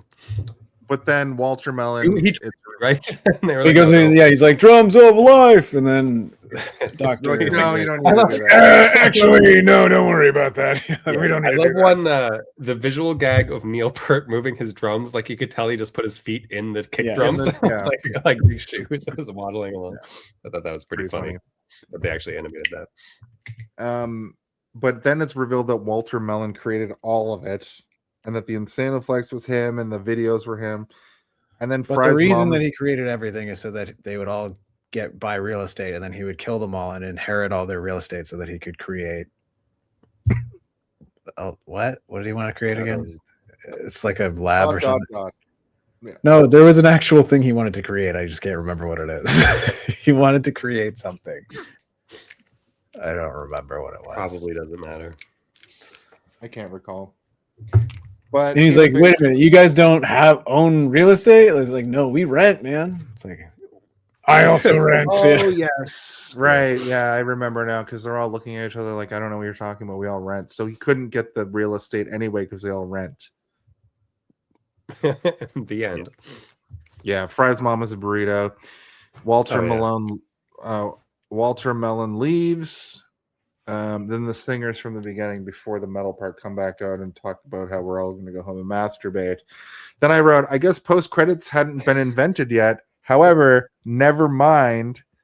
Woman Frylock and Ghost of Robot Past are together in the post credits. Oh, I didn't even. The credits came and I was like, thank God this is I'm done. I done. didn't even bother.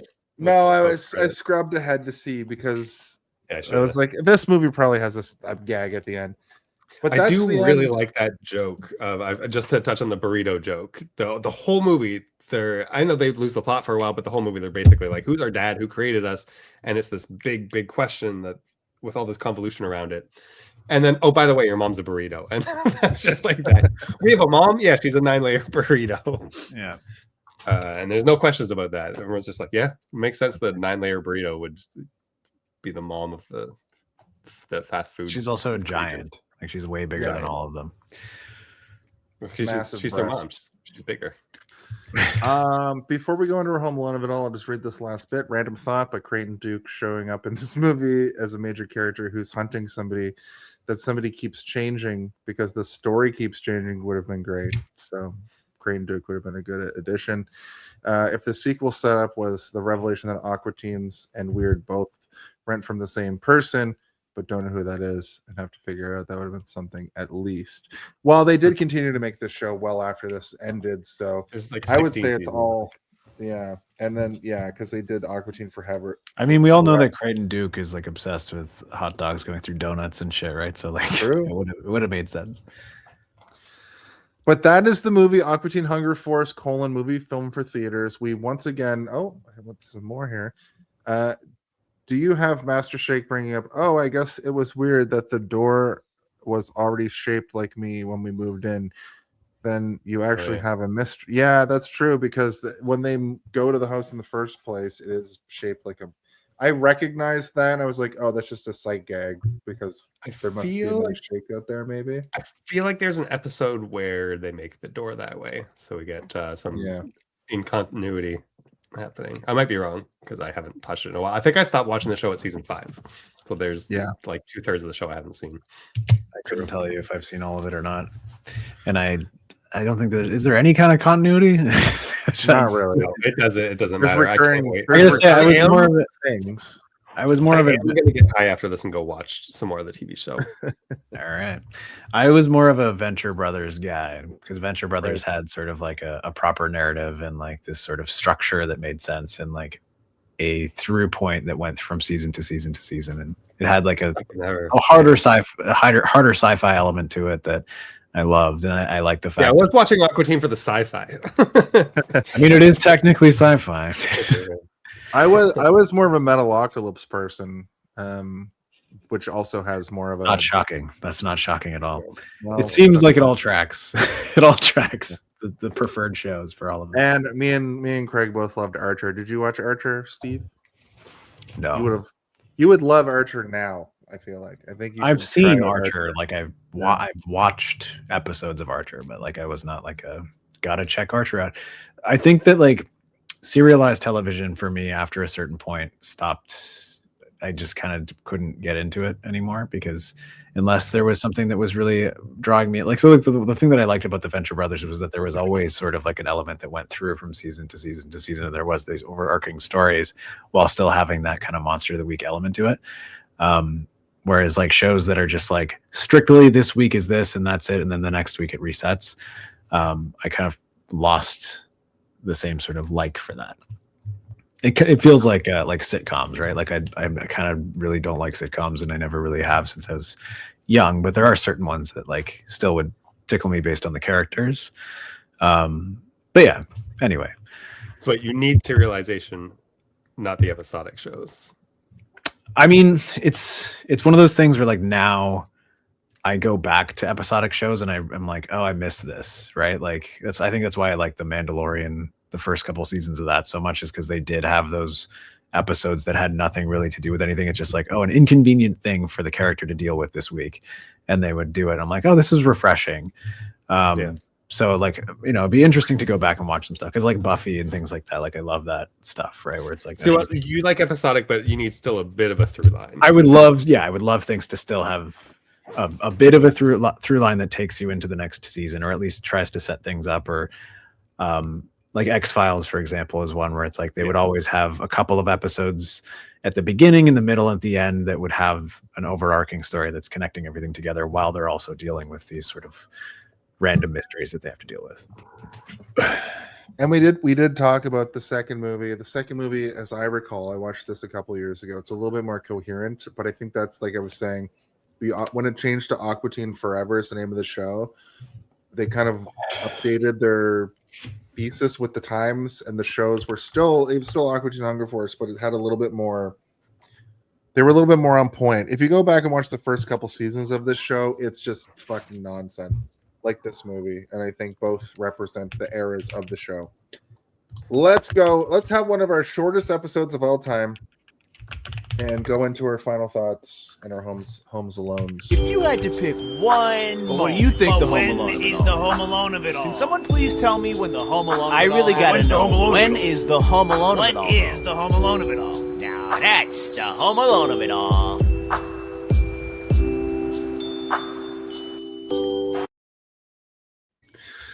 The idea of the Home Alone of it all is, of course, sort of your favorite part of the movie. In the movie Home Alone, it was the segment where Kevin slaps down the blueprint and creates the House of Horrors.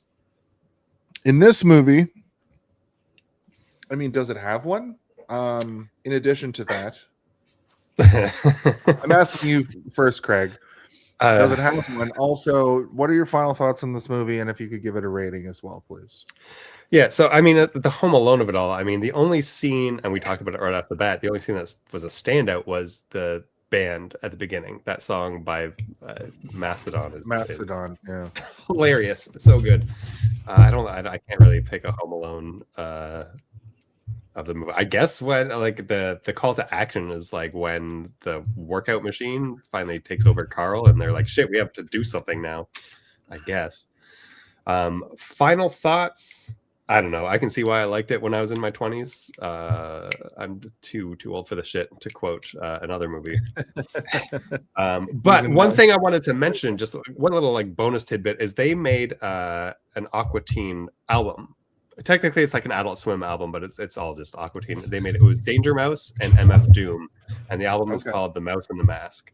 I remember that. They're called Danger Doom. Like they combine their names to be Danger Doom, and the album's called The Mouse and the Mask. And it's just got your favorite Aqua Teen characters, and like there's a song called Space Hose, which is about space coast to coast.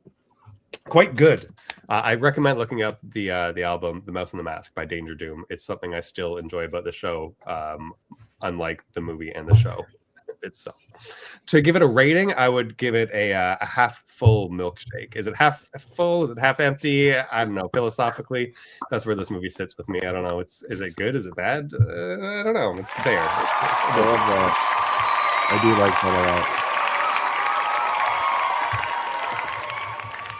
How about you, Steve?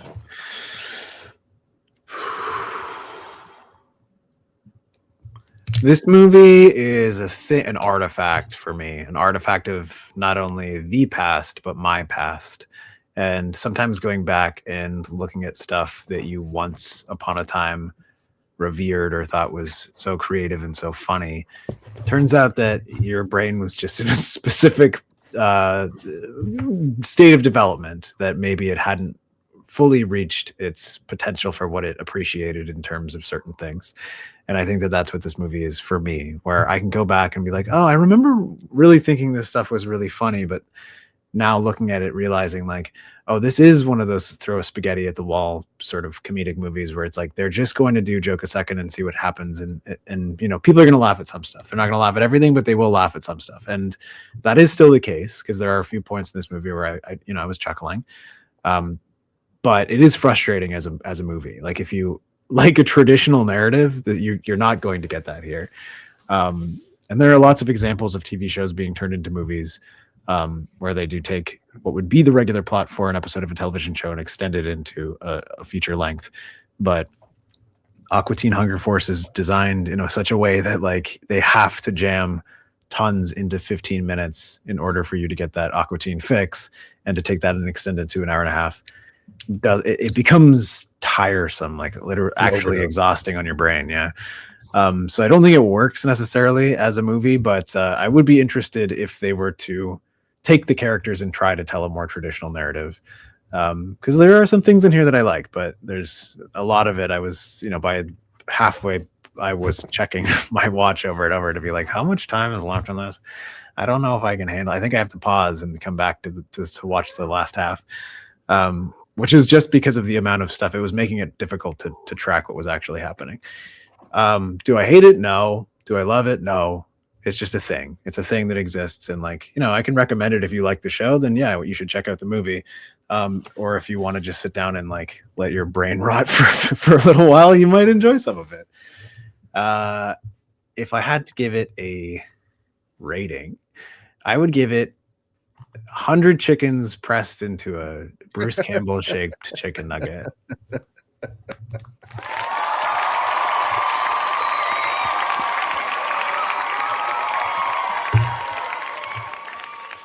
I think you guys pretty much covered everything I would have said. My Home Alone of it all is like the segment where the monsters rampaging, the robots rampaging. I didn't say my Home Alone of it all, did I? I thought that was sort of baked into what you were saying. My Home Alone of it all is when Shake says, explain, when he has a drink in his hand out of nowhere. He's that's because then that's when the movie actually starts to explain the plot. That's my Home Alone of it all. Right. Okay, that's good. That's apt and that's good. My Home Alone of it all is the us trying to make heads or tails of whether or not there is a segment that could be considered the Home Alone of it all. But also, I think that the opening song has lived the longest out of any part of this movie. It's a legitimately good Mastodon song, and if you listen to Mastodon, they don't really do that kind of like heavy metal. They're more like prog metal. But then also Neil Peart is in this, known specifically for being in Rush, which known specifically for being prog rock. So it's all cyclical. At any rate, you guys pretty much covered all the points that I wanted to say as far as my final thoughts go. But what I will say is this movie exists at a very specific time for a very specific generation. And I think it would require a time travel machine. You'd have to go back to 70,000 years to 1492 New York. Excuse me. To really like understand the comedy. And that happens in movies a lot. But it doesn't happen a lot in comedies. Things are either funny or they aren't. But this movie is specifically funny to such a specific period that I recommend this movie to like people who haven't seen it, who just somehow missed it, who also like Aqua Teen, Hunger Force. But also, I had people guessing the movie right today who said they made an Aqua Teen Hunger Force movie. Which also means it somehow still flew under the radar to people. And that's fine because the Comedy Network Adult Swim area or Comedy Network, yeah, I said that right, was such a specific point in history that we're never going to see something like this again that isn't internet based. I think I burped. I did a burpee. We have to really identify with the idea that this is one of the true early brain rots that existed terrestrially, and I appreciate it for that. Yeah, it was definitely designed for you to vegetate on the couch. That whole block was right. Like this is for hit the bong after work or whatever, right? Yeah, that was the point. It was just like, you get home, get stoned, turn on TV. You don't have to think about until you fall asleep on the couch. Like that's their dumb as fuck statement. In a way that has no real redeeming qualities. Like it doesn't like come back around and you feel something. It's just dumb, and it's over. And that's what I'm agreeing with Steve on saying. Like it's not really meant to be witnessed that way. So to try to talk about it for 15 hours or whatever we do on this show, it'll never happen. But I still liked going down memory lane. If I was going to give it a rating, 2 out of 5, unfortunately. 5 out of 5 for my memory banks because now I have it again I'll probably live again here for about 6 months. I'll keep thinking about parts like I did back in 2007. But if I was going to give it a real rating, I give it 17 fries out of a possible, I would say about 35 fries. So 2 out of 5. Yeah.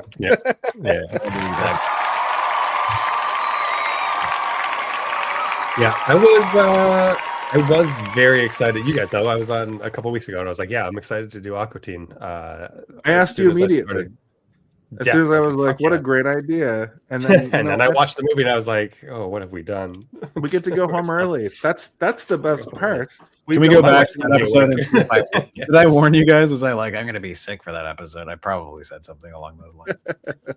I just know that these types of movies are really hard to talk about because what are you going to talk about? Unless you know a lot about the making of the movie or people that were involved in the making of it, it's difficult to sit here and talk about a movie that doesn't have a lot of substance to it, right?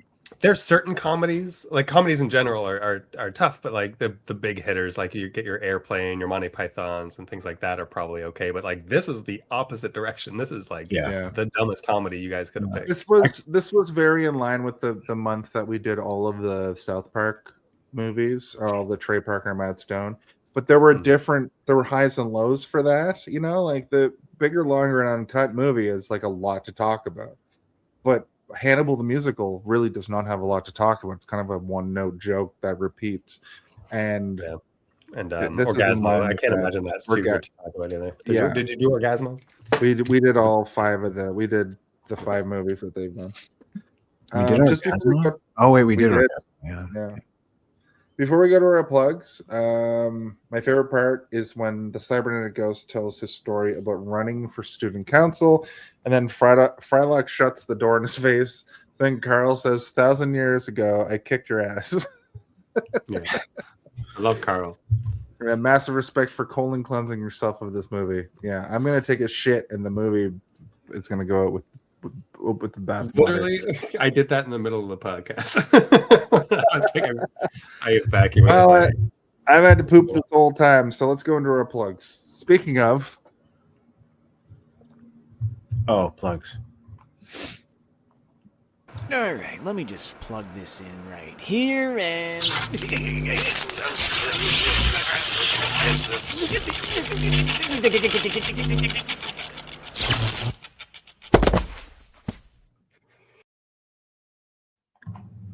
Craig, what do you have to promote this week?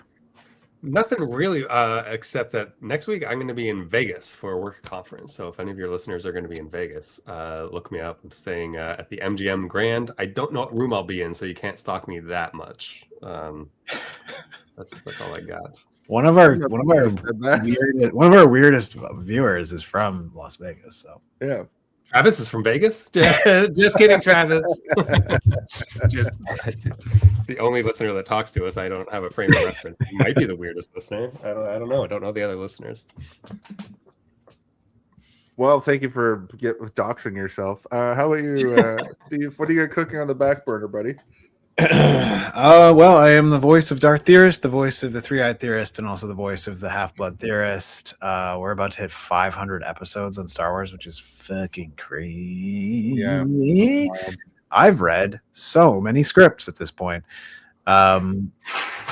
We were thinking about doing something interesting for the 500th episode, but we came up with an idea too late, but it might be something that we do in the future. So my friends who are actors, I might be reaching out to you guys to do something crazy, but we'll see. We'll see what happens. I don't know. And then I also am in Stanland and all the Stanland spinoffs. I edited all the Stanland spinoffs and did all the sound design for them. Check those out if you have a second. They're quite funny. But also from the creator of Stanland, Mike Sachs, there is Randy, starring Dave Willis, the person who directed the movie we're talking about right now. I've been going through all of the episodes of Randy over the last 6 months or so and re-editing those and tweaking them a little bit to be a little bit more modern in certain aspects, and cleaning up some voices, cleaning up some sound effects, making some things sound a little nicer and crisper. Also adding myself into the show because they're like, well, we can't get this actor back. Can you do it? And I'm like, yes, I can. So now I'm in the show too. All 11 episodes of Randy are available right now for you to listen to, but we are, I think you do have to be a member of the stream service for all to get all of them, but we are going to be releasing them, I think, weekly. So right now, I think it's just episode 1 and 2 that are available. But all 11 episodes will be available at some point. So you should check it out. It's weird. It's kooky. It's Meatwad, but not a Meatwad voice. But he does sort of like a smug jackass, or like an ignorant jackass, I guess is brag. But it's pretty funny. So I recommend you guys check it out and try to wear Waldo me in it, because I'm in a couple episodes at this point. And then we've got something else coming soon that I can talk about. I don't think I should talk about it just yet, but I'll let you guys know when I have more. And yeah, well, that's about it. Oh yeah, I have to clap for myself. Clap, clap, clap, clap, clap.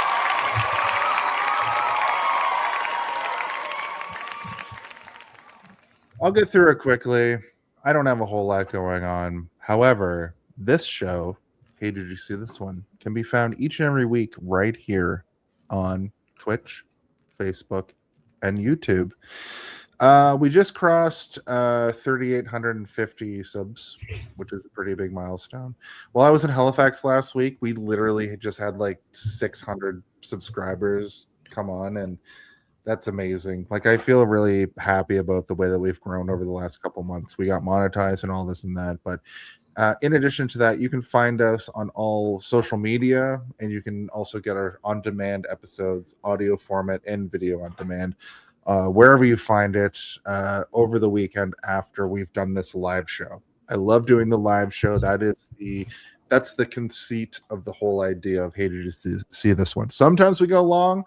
Sometimes you get a nice, tight podcast length episode. Yeah.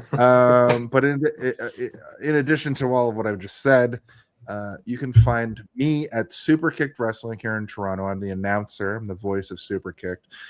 We have such matches as Layla Wild versus Taylor Rising. We have LJ Cleary versus Dior Nollins. We have Jack Swims, Charles Nolly, and Vision Orion. We have Psycho Megan Dureg versus Sinner and Saint. We have the crazy main event, Jesse V versus Eric Young for the Super Kick Championship in a casket match. We have this very show. That all comes tomorrow night right here in Toronto, April 24th.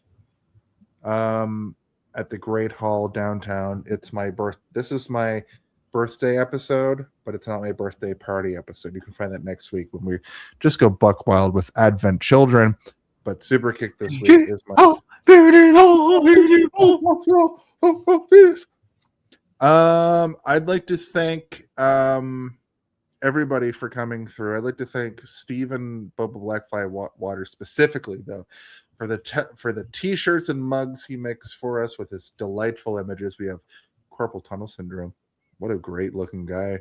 Yeah. We have the Howie Mandela effect. You've seen it out there in the world. You've seen it on street corners.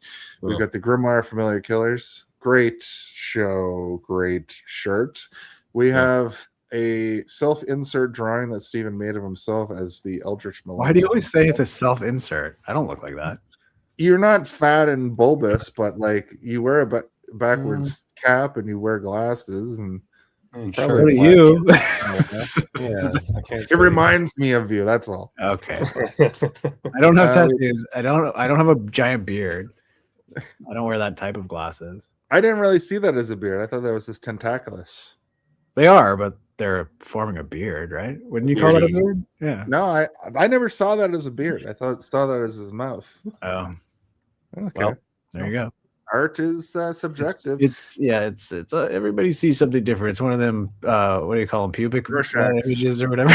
Yeah. Speaking of Rorschach images, here comes Kill Aid to murder you in your sleep, and also Twinkerbell, the fan favorite of them all, and Chef's Fingers, the fan favorite of them all. There's just one last thing we have to do before we get out of here. And Craig, you're almost in the 10 Timers Club, as I found out you weren't somehow. Getting there. But you do need to ask the question that needs to be asked each and every week, please, if you could do that now. Hey, did you see this one? Oh.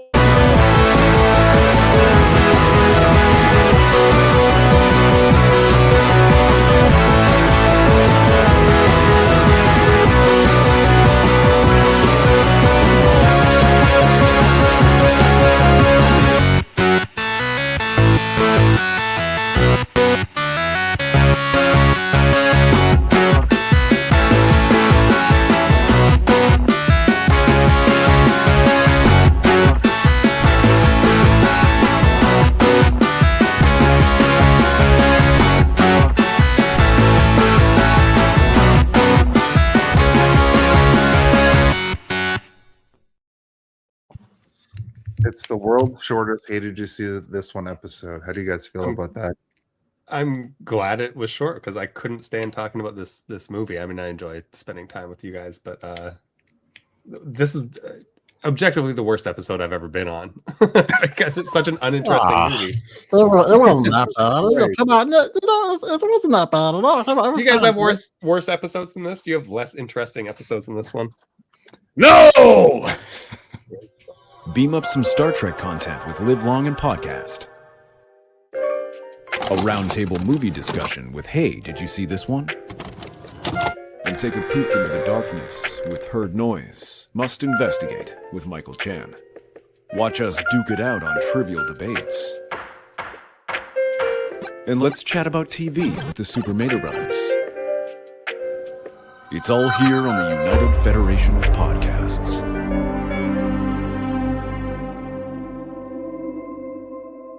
Me? Bro, I'm employed, I swear. Also me. Literally knows every dankest meme in the dank book of memes. Yes, I know about the troll face, and I am talking bottom of the iceberg. Like, I know about city boy, city boy. I know, it doesn't add up, but yes, I'm employed, I literally swear.